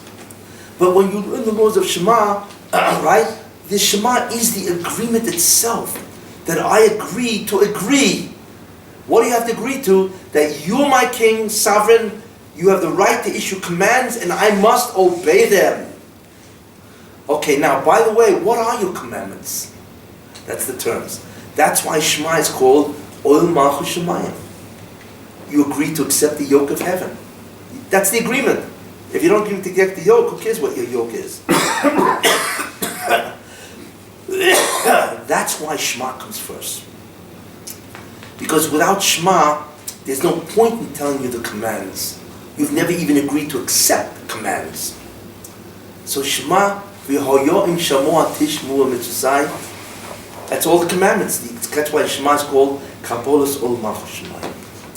It is the accepting of the yoke of heaven, which means I agree that God is my king, I agree that he has the right to issue commandments, and I agree to this. That's the contract. Now, what are the commandments? The rest of the 4,192 Mishnayos. Simple. It's very clear. Any lawyer will do that. You know, the first thing the lawyer is going to say to you, excuse me, do you agree that you want to enter an agreement with this guy? You know, if not, what are we doing here, right? So the guy says, yes, we agree that we want to enter an agreement. Now, what is the agreement? What are the terms? And those are all the stipulations where it says, whereas, if you ever looked at a contract, and so on. You know, that's the Mishnayos is the whereas. The fact that we agree to sit, right? We agree to abide by an agreement, that's Shema. See? Without any lumdas, patch, fancy footwork, it's a simple concept. It's just interesting that it's part of brachas. It should have been its own. Well, it's not that it's part of brachas, it has to be in the beginning of Mishnayos. Yeah, then I understand. And brachas have to be the first Masechta. Why isn't it? You know? It should have been before anything else. Which? The Tzom Masechta. Who? Shema? Tefillah. Probably doesn't have enough information. You know, why you, the whole thing is only 3 brachas. You know? And you have the reverse, Nezikin is really one. What? Baba Kama, Baba Kim, Baba Basra are all actually one Masechta, but it's so big, so... That is split. Yeah, here it's too small. It's so small, so maybe put it... The key idea is, why does Shema come first? Because it's where I accepted God's right to give me a command. Without that, nothing happens. Now from Perek Hey, Kessin Mavochem, which is really Perek Vav, Yeah. that's all about, okay, I agree to the command, okay. First command, you can't use your object unless you verbally declare that I am the source of the existence of the object you want to use, which, by the way, you own. So it starts. Yes. So Perek Vav is really where Mishna starts. Let's see. Now, why do we have Tefillah, Shmon Esrei, which is Perek Dalet and Hey, right? Because if I've accepted God as king, then guess what, right? Then how do I behave toward a king? I praise him and I make requests. See, it all follows from that. Well, now that I accepted you as king, let me take a little advantage of this, right? And you do that, right? You praise him, the first 3 brachas, right? The first 3 brachas is praise, king, right? The middle section is all about requests, and the last section is thank you. Thank you. You see, where you actually actualize your relationship with God. You see? And then once those 2 things are gone, then Kessin Mavochem, I will make brachas. Then the whole Mishnah starts. But isn't it also that the tefillah is also, isn't it also that through the tefillah, that's where we are getting, we're bringing down Hashem Shefa. So it's giving us what to make our brachas on. Yes, yeah, well, if we're making a request, a shefa is nothing more than the response to my request. What is a shefa? A shefa is the response. It's the force that gives me what I want. That's how God acts through shefa. Ashpor, forces. So that's what I'm saying. So through that, since that's where I'm getting my shefa, so before I can come on to Perek Vav on Kessin Mavochem and so forth, this is the source that is going to give me those things that I will make brachas on. Okay, look at that. Hashpa'a, influence, or shefa, abundance? Because I wanted this. Well, we use shefa. Yeah, we use that in terms of an abundance, but a shefa really is a force. Okay. It's an energy that gives you. Okay. That's how we refer to God's actual actions. So isn't that amazing? Look, take a look. So Noshman Ezekiel is about ownership, different types. Moed is about activity. Am I told you what a moed is? What's a moed? A moed is a designated time. Is the definition of a moed. A designated time period in which activity is regulated, either being forbidden or required. That's the definition of a moed. And therefore, there are many moedim. The Shabbos is a moed, right? The definition of Shabbos is a designated time period, namely the 7th day of the week, in which activity is regulated, either being required or forbidden. That's the definition of a moed. Once you have that definition, you can now begin to split it. 1, designated time periods. What about designated time periods? Well, when does it begin? When does it end? You know, what's called a week, a year, right? What's called what's a designated time period if I live in the North Pole? If I live on the moon? All kinds of questions about the designated time period. And then which activities are required, right? Kiddush, Gedaliah, Kovod, Oinik, Hadloka, and so on. And which activities are forbidden? 1,560 activities are forbidden. There you are. So Moed is Noshman Ezekiel is about relationships that man has toward the world. The relationship is called ownership, rights of control. Moed is about man's activity. So Noshman Ezekiel is about man's relationship to others, ownership. Moed is all about man's activity. Zroim is about man's object usage permissibility. Isn't that interesting? We're now beginning to see 3 fundamental ideas, which is half of Torah. Almost, actually, it's more than that. The Torah is interested in 3 areas. Your ownership, which is your relationship to other objects. Your activities, and the usage of the objects that you own. That's 4 Sodom right there. 3 ideas in 4 Sodom. The next time we meet, we're going to do Kachim and Taras. What's the essential ideas of Kachim and Taras? What is the structure? And then we'll have finished Taryag Mitzvahs. And it's all it is another 2 ideas, actually 1. The whole Torah is all about 4 ideas. We've just introduced 3. ownership, relationship, ownership, activity, object usage. It's the whole Torah. It's amazing. You can organize 613 commandments in so far, in 3 ideas. The Kachman Taras is fundamentally about one idea. We'll first see it's 2 ideas, and we're going to realize that there's a common denominator called one idea. So the whole Torah of Torah mitzvahs is nothing more than 4 ideas. The elaboration of 4 ideas. That's it. Interesting.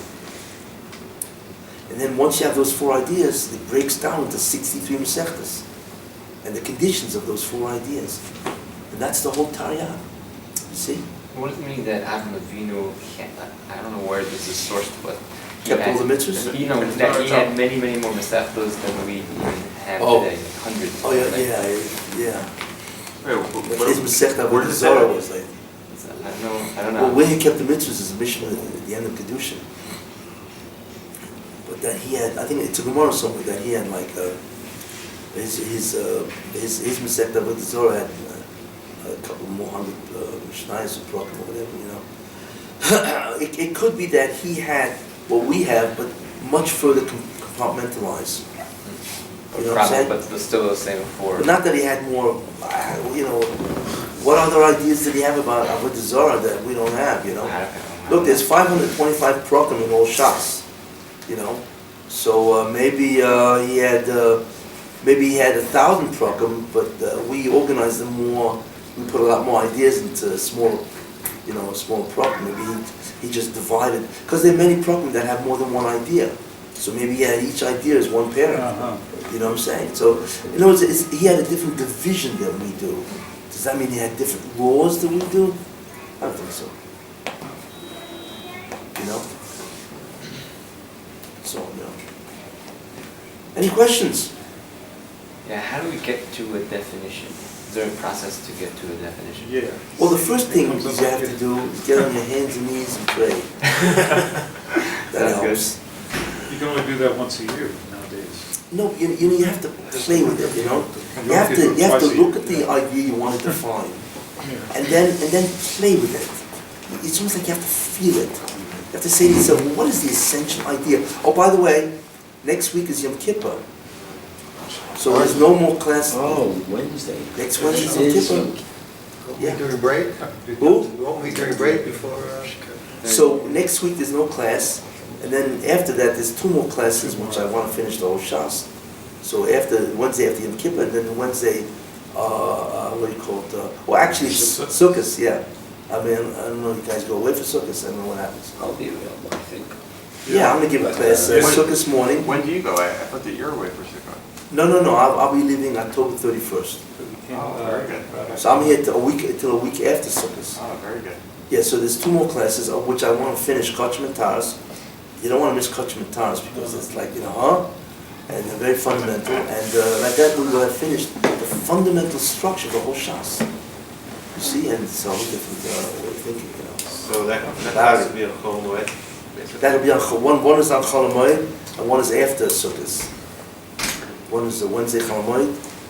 It's early, so after 12 o'clock you do what you want. Oh, actually, for you it's Tuesday is Chol Moed. Monday is Sukkot. Tuesday is Chol Moed for you. Tuesday for me is Yom Tov, I think. Right. Really, you do that? I need a makel.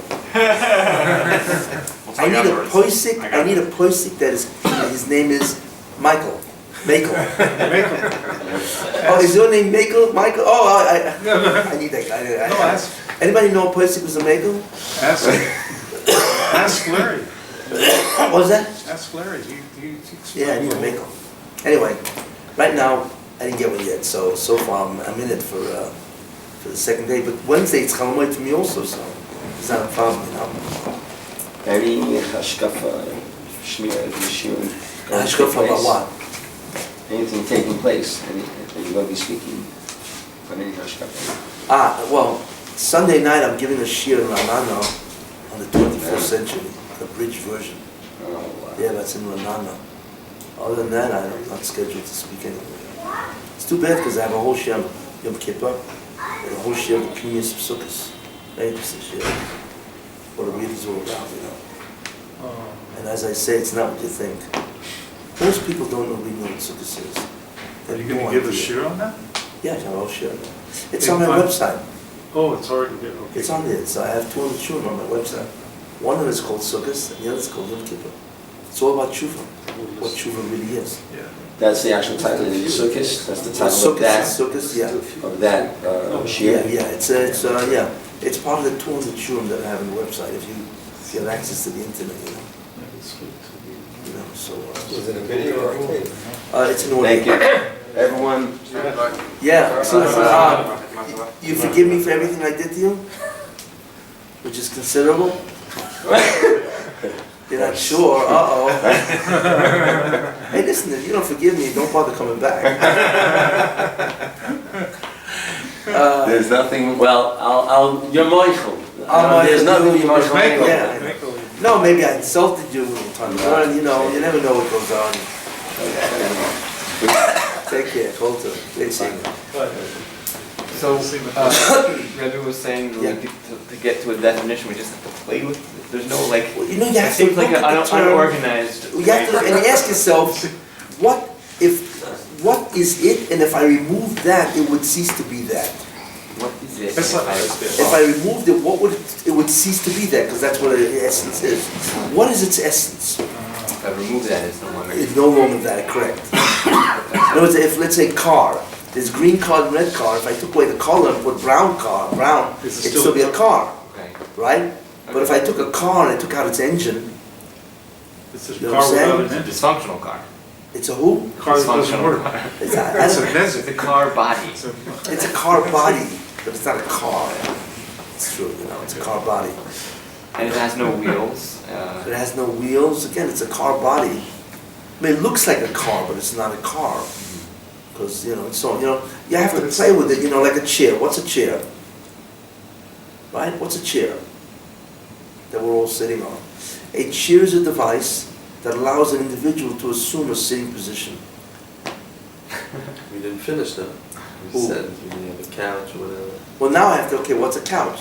So a couch is a variant form of chair. There are different forms that will allow me to assume a sitting position. You see? There's a type of chair, so we still have to define the difference between a couch and a chair. Yeah, then you go into, okay, how does the variant form differ? You know? But it's going to be defined differently. Well, it's a different a couch will differ, its appearance is different. Couches tends to be, allows more than one person to sit. Yeah, can a chair sit two people? Multiple people. Maybe it's really a chair. A couch really is a chair, because it does the exact same thing. Why isn't a chair a small couch? What? Why isn't a chair a small couch? Which well, see, that's a chair, that's a small couch. You're right. Yeah. Yeah. But they're all. The problem is But the problem is a category. exactly. The problem is you define couch. Yeah. Maybe a couch is multiple chairs. So once something becomes a single, it's no longer a couch; it's a chair. And then you have a bench. Then you have a bench is a chair without a back.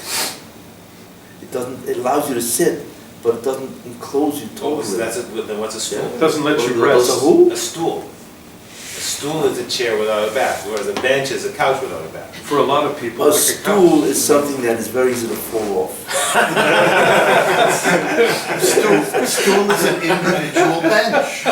What? Stool is an individual bench. Yeah. Okay. There you are. a stool is a bench for one person. But if you know what stool is, what's a stool pigeon?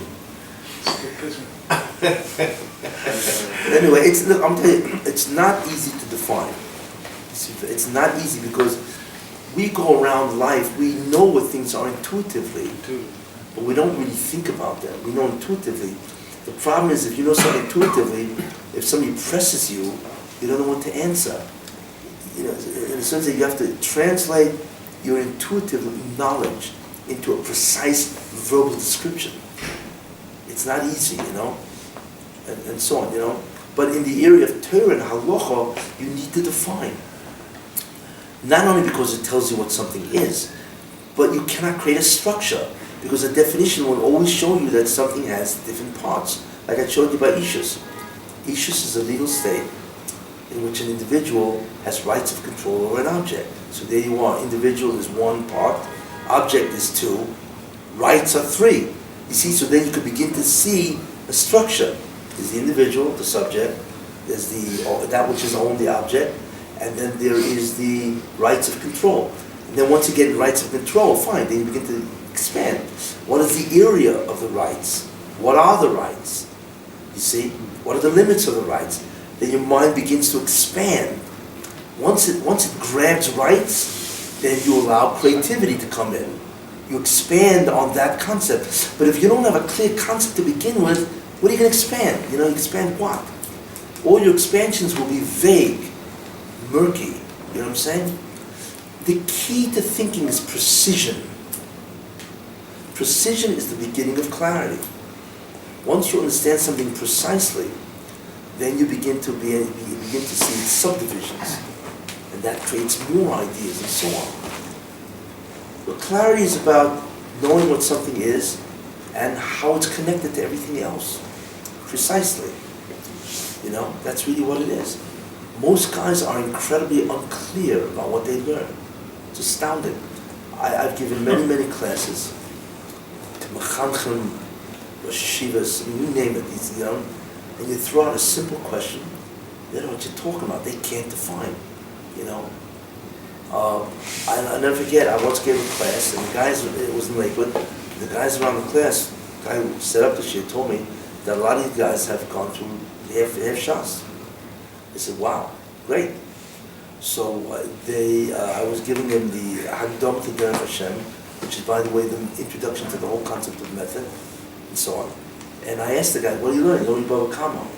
I said, okay, tell me, what's the essential concept of Bava Kama? And they were fumbling around, So I think finally some guy said, Hezek, Nezek. I said, fine, what's the definition of Nezek? There was not one guy around that table who could define Nezek. We know what it is.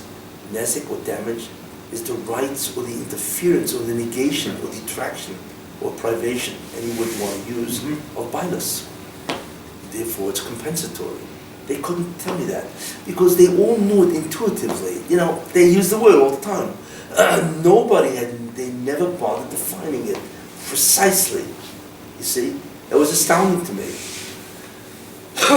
You see? And I find this, after many students that I've given, to be common. Most guys are very unclear about what they're talking about. Because they've never been trained to think conceptually. What's the concept? Tell me what it is. And they don't know. And then forget about knowing what the concept is, be able to deduce its parts, or being able to take its parts and putting it together, which is induction. To go from the prat to the klal is induction.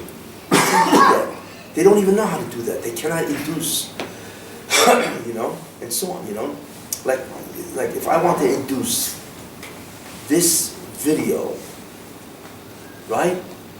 What is it? What's the larger idea of this video?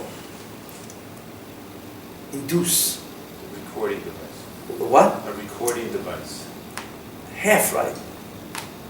Visual recording device. Visual and audio. No, I'm much better off with your recording device, which is very good, by the way, what you said. But is it a recording device of an event? It records an event, yes. Whatever the event is. Right? So once I understand that this is nothing more than a type of device that can record events, well, what other devices can record events? Well, there are sound events, tape recorder.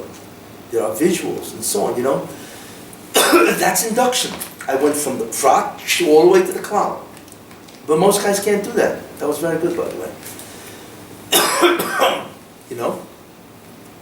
But if I want to deduce, I look at this and I say, well, it's a device that will record visually an event. It's okay, now let me break it down to its parts. One, how does it work? Well, it has film or whatever, How does it work? When does it work? Where does it work? What are some of the conditions that enable it to operate or work? You see, it has parts. And then I begin to see a structure of a thing called the video camera. You see? And most people don't do that because they don't think this way. Most people are comfortable with vagaries. That's what it is. They're comfortable, they're okay with it. They don't have to know something precisely. The problem is that in Torah, you need to know precisely. Because that's what Vishinantim Levanecha, Sheim Mechudodim Beficha, you have to know with precision, you see. And the second reason is the greater precision that you know Torah, the greater is the ore to the neshama. Got to pay off. You know, one guy who knows something vague, another guy knows a precision, the ore that his neshama receives from that shefa of the Torah is a million times greater than the ore that this guy's. You see? In other words, the limud Torah is the same. They both learn. So that, you know, but, and even that has gradations. Because Mesiras Nefesh, if somebody learns and his Mesiras Nefesh is greater than the other one, then the ore of the Torah is greater, because Mesiras Nefesh is greater. That's an external factor, which is interesting, right? But that's in limud Torah. In Yediyas Torah, who knows it better? Who knows it with more precision? The ore of the Torah, which is infinite, is much greater to somebody that has labored to understand that the idea is precise than somebody who is vague. You see? It has a real consequence in Olam Haba. So practically speaking, a person who would want to take up... What'd you say? Practically speaking, a person who would want to adopt your approach, should he stop learning in the way that he's been learning?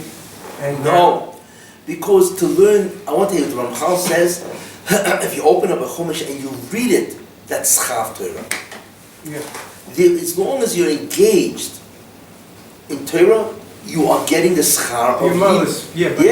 But if you want to get what? To where if a person wants to get to the level of clarity that you're talking about, and they're learning the way they've always been learning in a very vague way, isn't that sort of a shiur? It's not. It's there. I want to tell you something.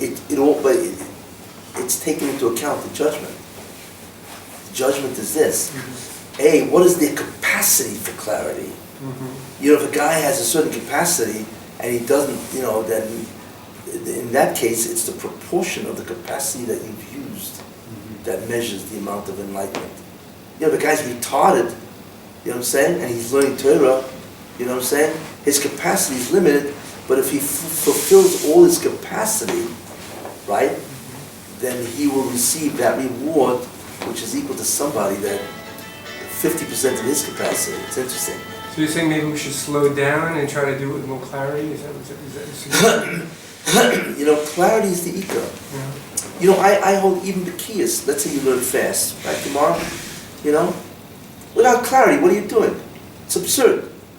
There's no such thing as running fast. What you can do is you don't have to answer anything. You just have to think. Say, okay, come on, let's say, well, what's exactly the question?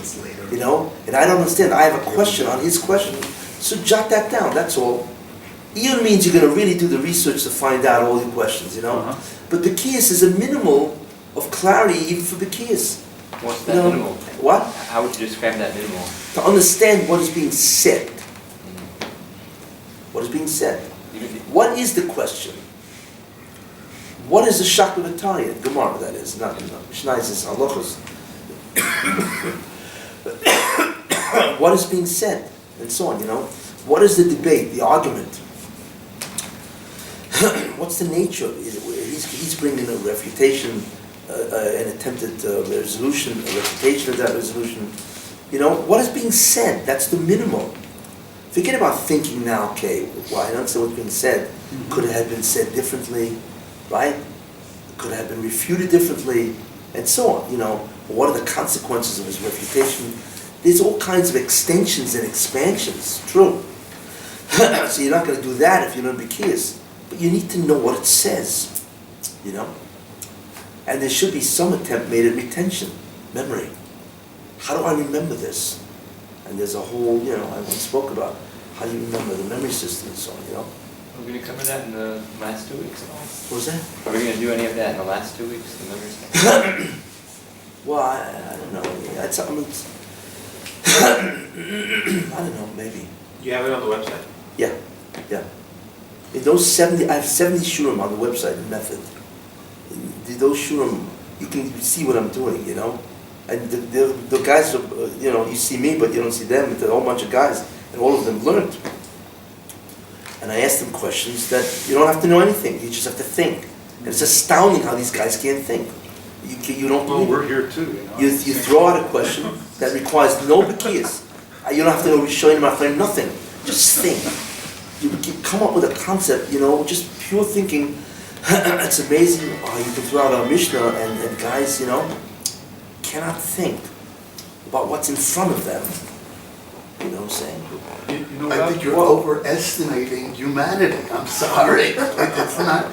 Most people, it's hard work to think. Yes. And most people avoid hard work. You're conceptualizing and intellectualizing what you're saying. People would prefer just to, I know it. I agree with you. However, my statement is God demands clarity. That's all. I tend to talk about the ideal. You're right. I know human nature. I'm a psychologist. But I'm not concerned now with human nature. This isn't a psychology course. What this is a course of ideal. What does the Moshe want? What is the greatest way to perform the commandment? And the Moshe wants Torah.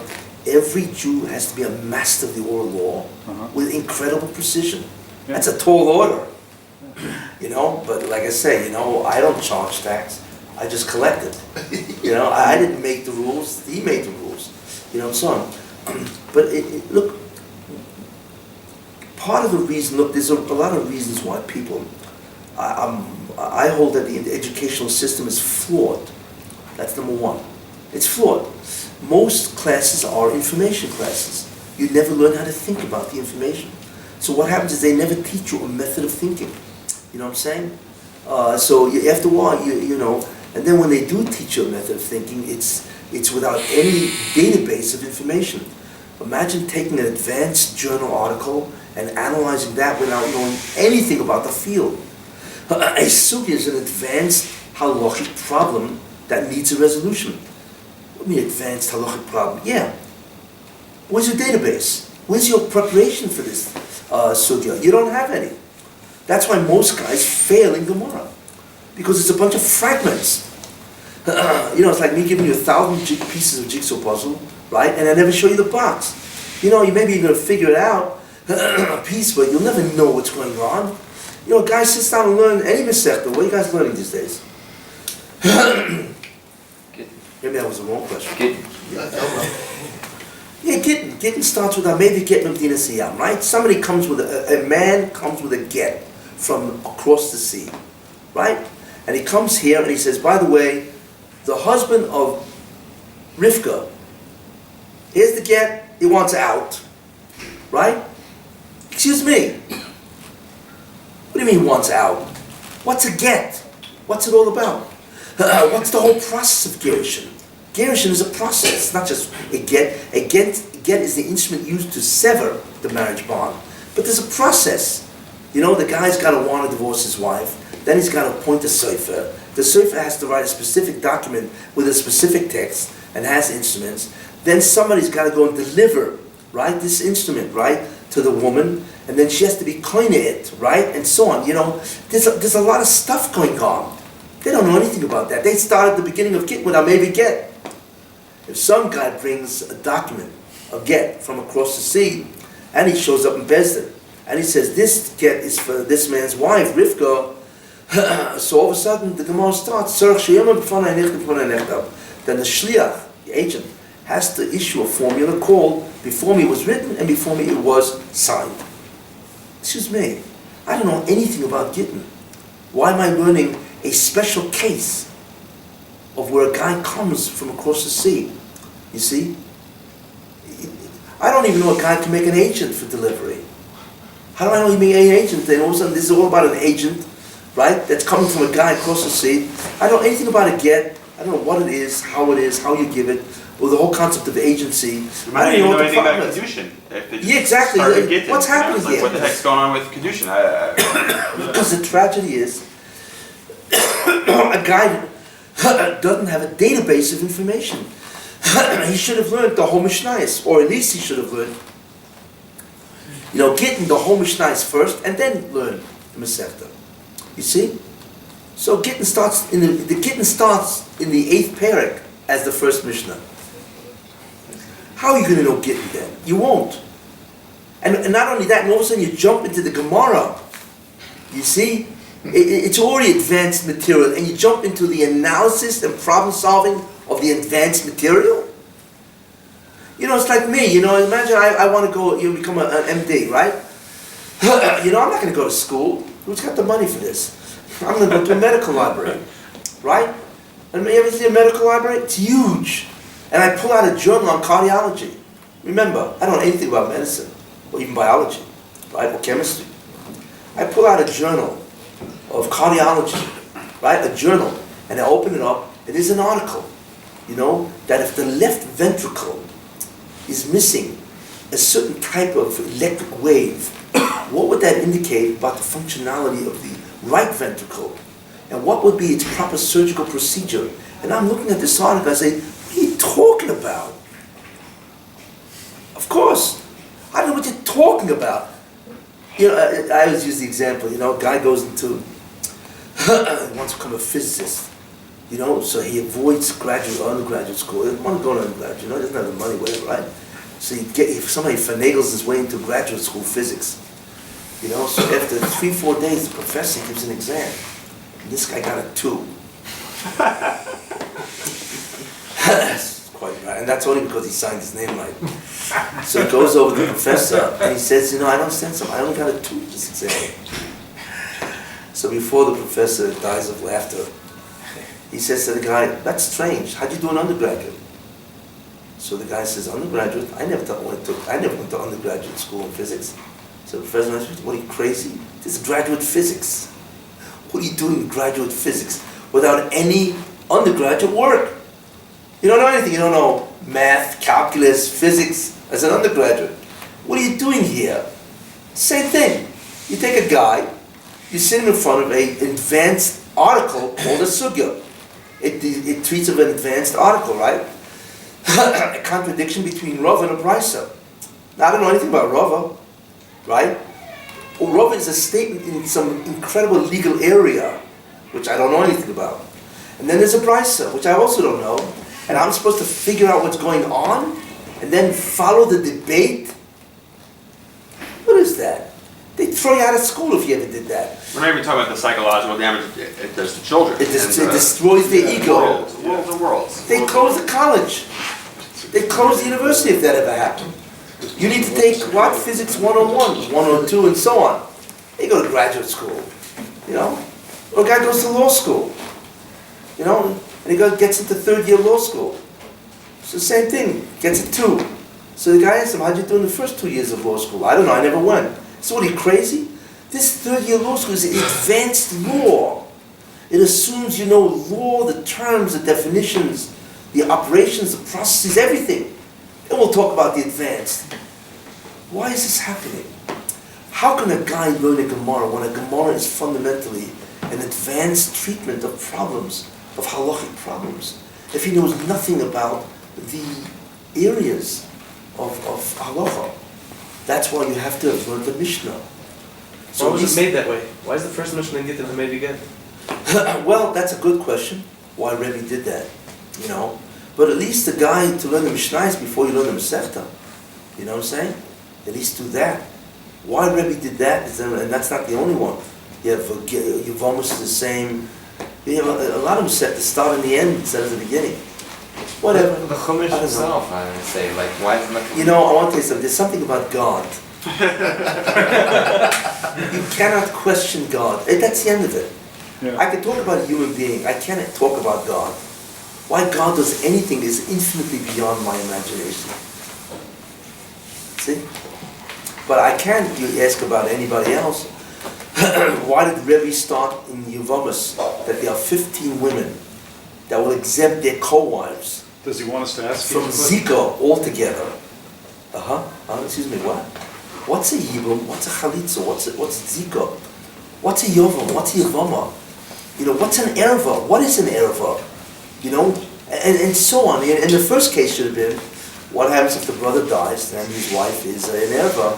Forget about if she's a co-wife. What happens if she's the original wife? It's all, I don't know the answer.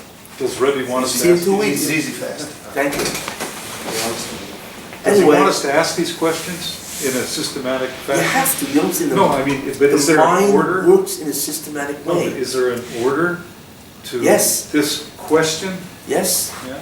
Yeah. In other words, if we There's always a follow beginning. the method. There's right, always a beginning. and a middle. and You know, an end. if you have a sweater, if you could find the initial thread, you can unravel the whole thing. You go find the initial thread, somewhere wrapped up somewhere, And right? then put it back together. I told you what the initial thread. The initial thread is the foundational concept. Yeah. What is the concept that the whole thing lies on? What are you learning now, Amir? Oh, Erev? What's an Erev? I don't want to put you on the spot. Oh, What? You know what an Erev is? It's, there are three kinds of, It's a who? there's three parts of it, there's three areas. No, what's What the is Erev Chatzeres? Market, Matavash, Matavash. Oh, wait, Sunday. Oh, so We're on. what time? We'll talk later. You want to call me? Sure. Because you don't take messages. No, Did you change? that's the voicemail thing. Yeah, sure. I don't know I'll how call to you get later. through. I got you. Yeah, I'll call you later today. You call me later today? Yeah. Great. 4, 5, whatever. Great. Okay, that's great. Okay, you speak. Thanks. Anyway, an Erev is a device, right, that removes the prohibition of carrying rabbinically.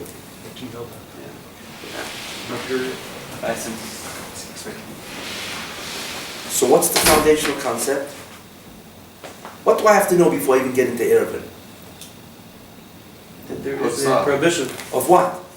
Hitzor. So I have to know Hitzor, all about it. What it is, right? What it accomplishes, the different parts to Hitzor, right? Then after that, I now realize, right? And I have to, the concept of Hitzor includes two concepts. One, right? The concept of a domain, and the concept that you cannot carry from one domain to another. Those are the two fundamental concepts. The whole concept of a rishus, right? And the concept, what's the action about those rishuyos, you cannot carry from one into the other. Got it? Right? Then we elaborate, okay, how many rishuyos are there in the Torah? What do you think? How many rishuyos do you think there are in the Torah? Rishus Rabbim, Rishus HaYochid, yes? What else? Carmelis. What else? You see, that's all incorrect. There's only two rishuyos in the Torah. There is nothing else. A carmelis is nothing more than a rishus that is rabbinicalized to be asa. But in the Torah, there's no thing as a carmelis. And a makom betur is not a rishus. It's the concept of a non-rishus. So in Torah is only rishus hayoch, rishus rabbim. Isn't that interesting? The Chachamim came along and they said, you know, there's certain things that really resemble the other two rishuyos. We will rabbinically forbid them in Hitzor. That's interesting. So we recognize one, there's a concept called rishus. Two, there's a concept called Hitzor. Three, we recognize there are only two rishuyos in the Torah. 3, 4, the Chachamim added, they created a new type of rishus, right, that they said Hitzor is awesome. And then number 5, we will now introduce a device that will permit what we forbade. That's the whole concept of Erev. Then the concept, okay, what is the Erev? What's its form? What's its material? You know, what does it look like? How high is it? When can you use it? Where can you use it? How can you use it? Those are all conditions in the device that permit a rabbinical prohibited domain. That's it. See? Wasn't that simple? The other type of rishus is called tchumen. What's tchum? What is a tchum? Yeah.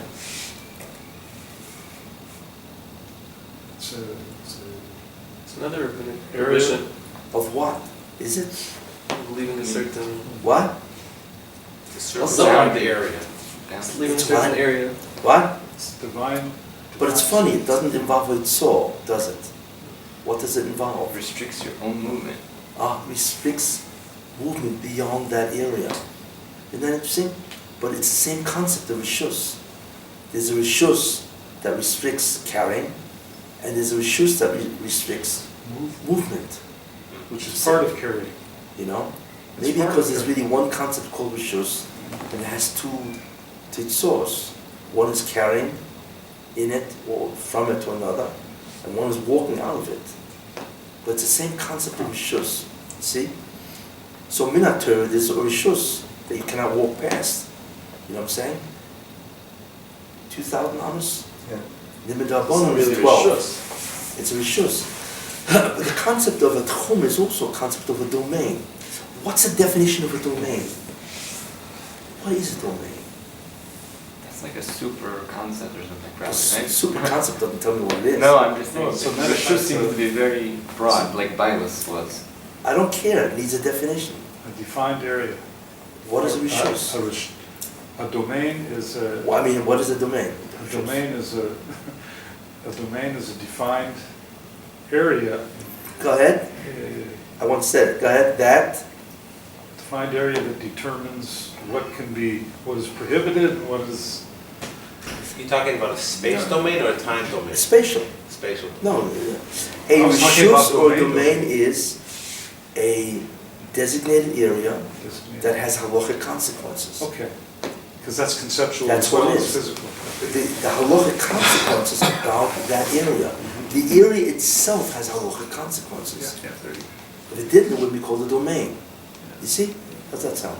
That's good. You can apply it to to temporal domain. Yeah, A domain simply means that it is either a time domain, but it has halachic consequences.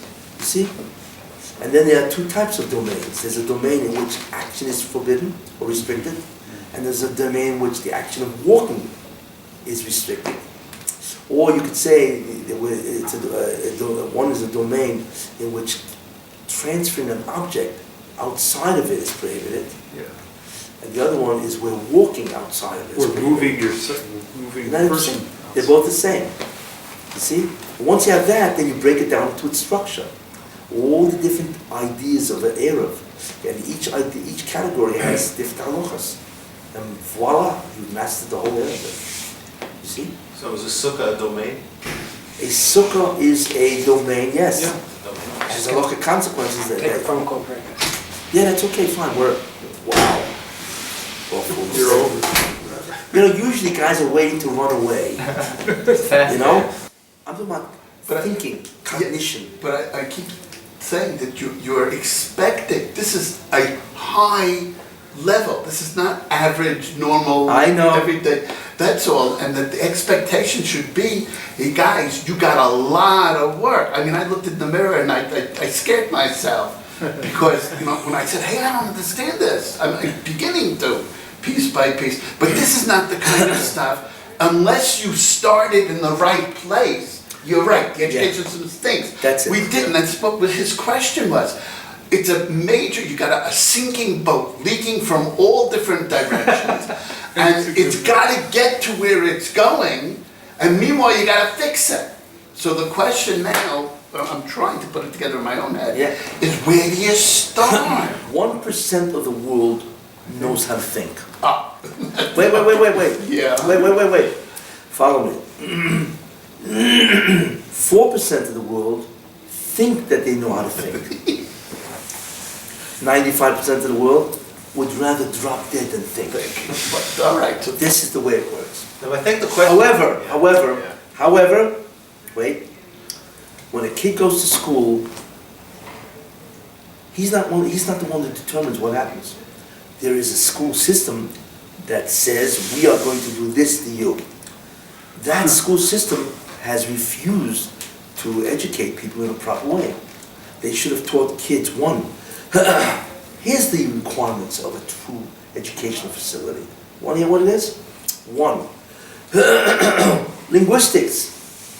I'm about to sit down and learn a text in Hebrew or Aramaic. I don't know anything about these languages. He should have been taught linguistics, language, to master Hebrew scholastically and Aramaic. Because Aramaic is not that much more difficult. Once you know Hebrew, it's much easier Aramaic, because the binyanim is similar. I'm not talking about Israel so much, America. He should have been taught he needs to learn language, because his text is in a foreign language. You know how many guys suffer because they don't know Hebrew? They suffer for their whole lives. Number 2, okay, he should have been taught critical thinking skills. How to think. And those 2 areas of thinking skills are 2. Logic, which is the science of correct thinking, and ontology, which is the science of being in general. What is a quantity? What is a quality? What's a cause? You see? That's ontology. So that's number 2, which is critical thinking skills. Number 3, you apply the critical thinking skills of logic and ontology to Torah. That's called method. That's the 3rd thing he should have been taught. What we're doing here is method, right? Okay. Number 4, he knows the language. We skipped the other ones. What? We're skipping the other ones. Which ones? Logic and ontology. No, I just we skipped them, saying we're doing methods. We skipped them. Yeah, because there's no time. We need the yeshiva. So therefore, here's what you should have learned. Linguistics is 1, logic is 2, critical thinking skills, which includes logic and ontology. Number 3 is method, the application of thinking to the Torah text, and so on. Number 4, database. He should have been given an incredible database of clear, organized, systematized, structured Torah. All of it.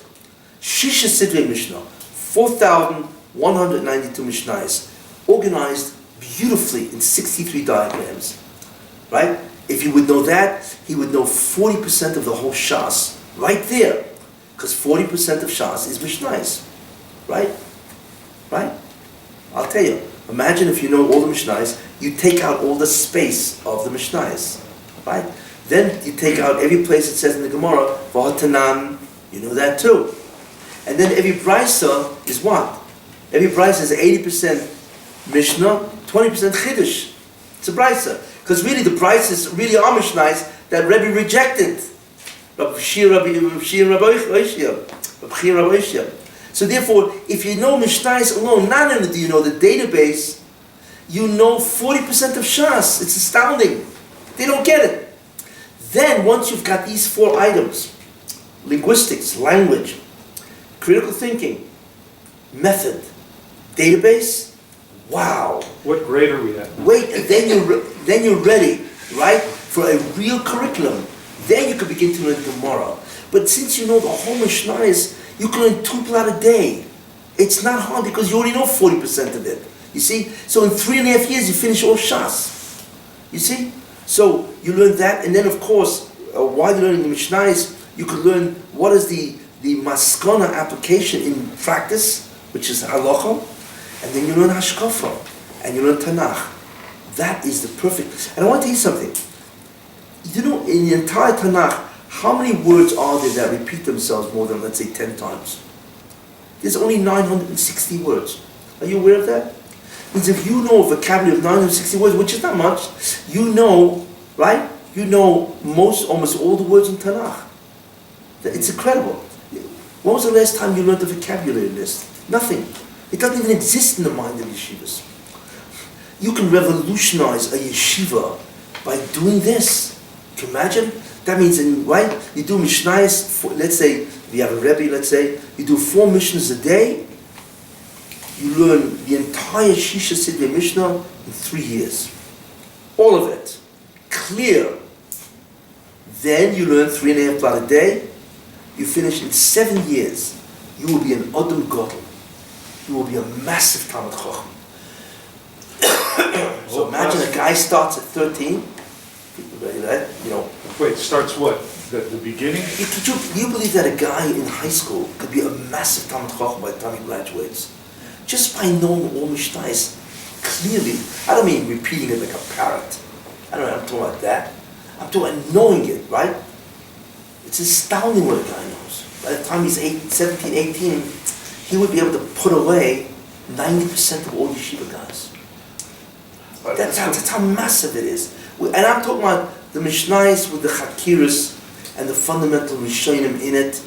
You know what I'm saying? You could do that, it's not a big deal. And you could take all the maskanos of the whole Masechta and insert it in its proper place in the Mishnayos.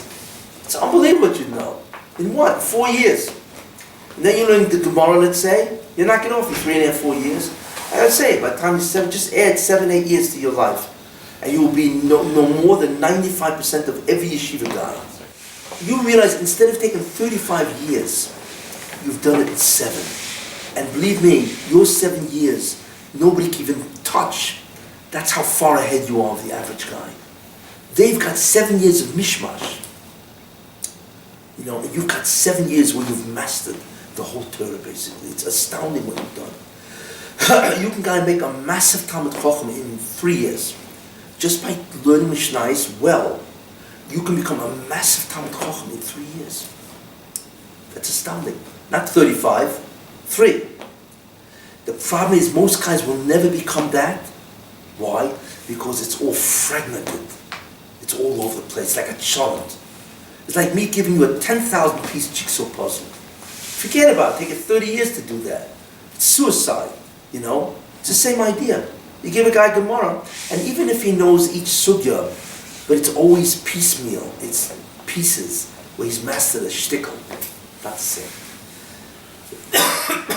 So that's the way to open yeshiva. So his question then about the he asked the question, should we stop this and do this? No, you can't. So you have to learn. So you have to start a new Seder, finding a new time. So what I would suggest is everybody, do what you want, you know, and so on, but give yourself a 2-hour Seder, maybe 3 or 2.5, whatever, to learn Mishnayos, be iyun, not for your side, but be iyun, that's the problem.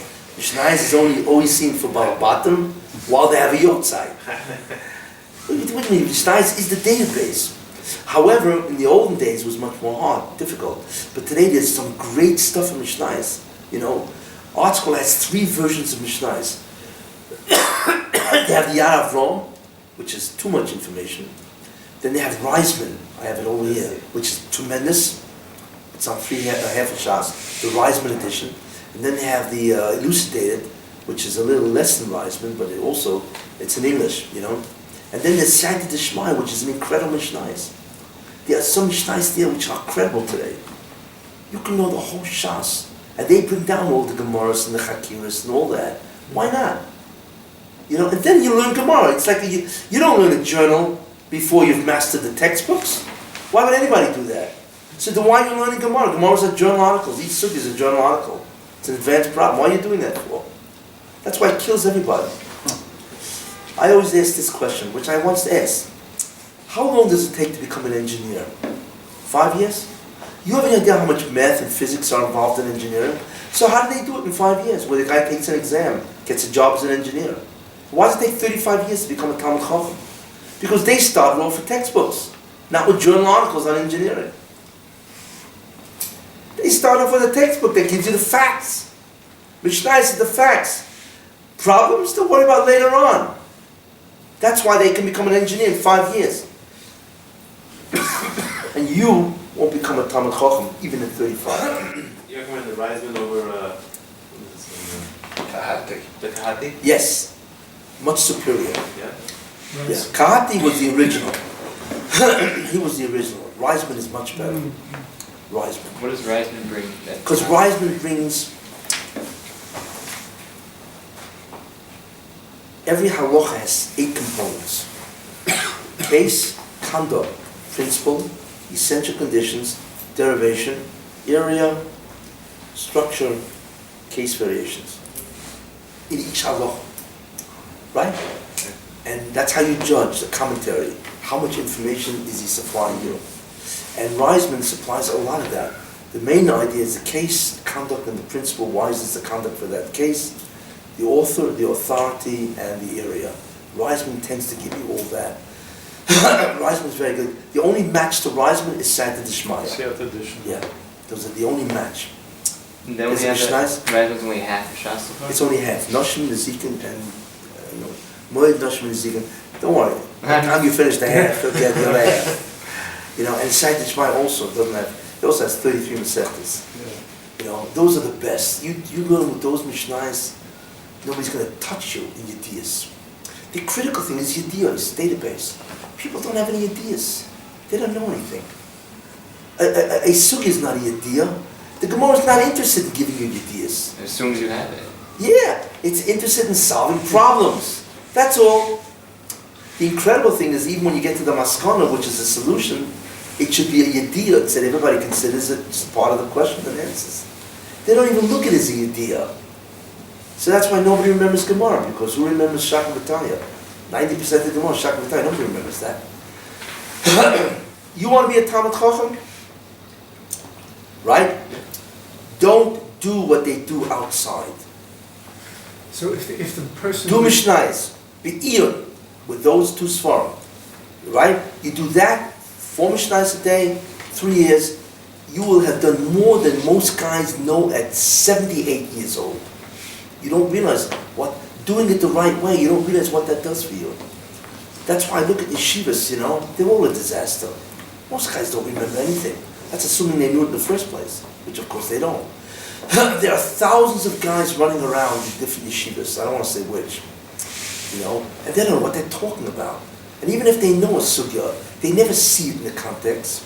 You see, you need to see the whole database to understand the structure. Like I'm showing you here, what a difference between understanding the whole Seder. So you're saying when we're learning the Mishnayos, we should engage in this process of induction on the way?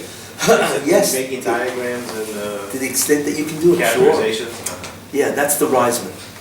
And what's the difference between that and the Siyat and the Shemayim? Siyat Shemayim is the same as Reisman. It's the same, it tries to give you a comprehensive understanding of the Mishnah. It's very good. Those two are the best. At the end of the day, the guy who's learning by ideas. What? The guy who's trying to learn the right way by ideas, and not by memorizing Shak V'Tanya. Yeah.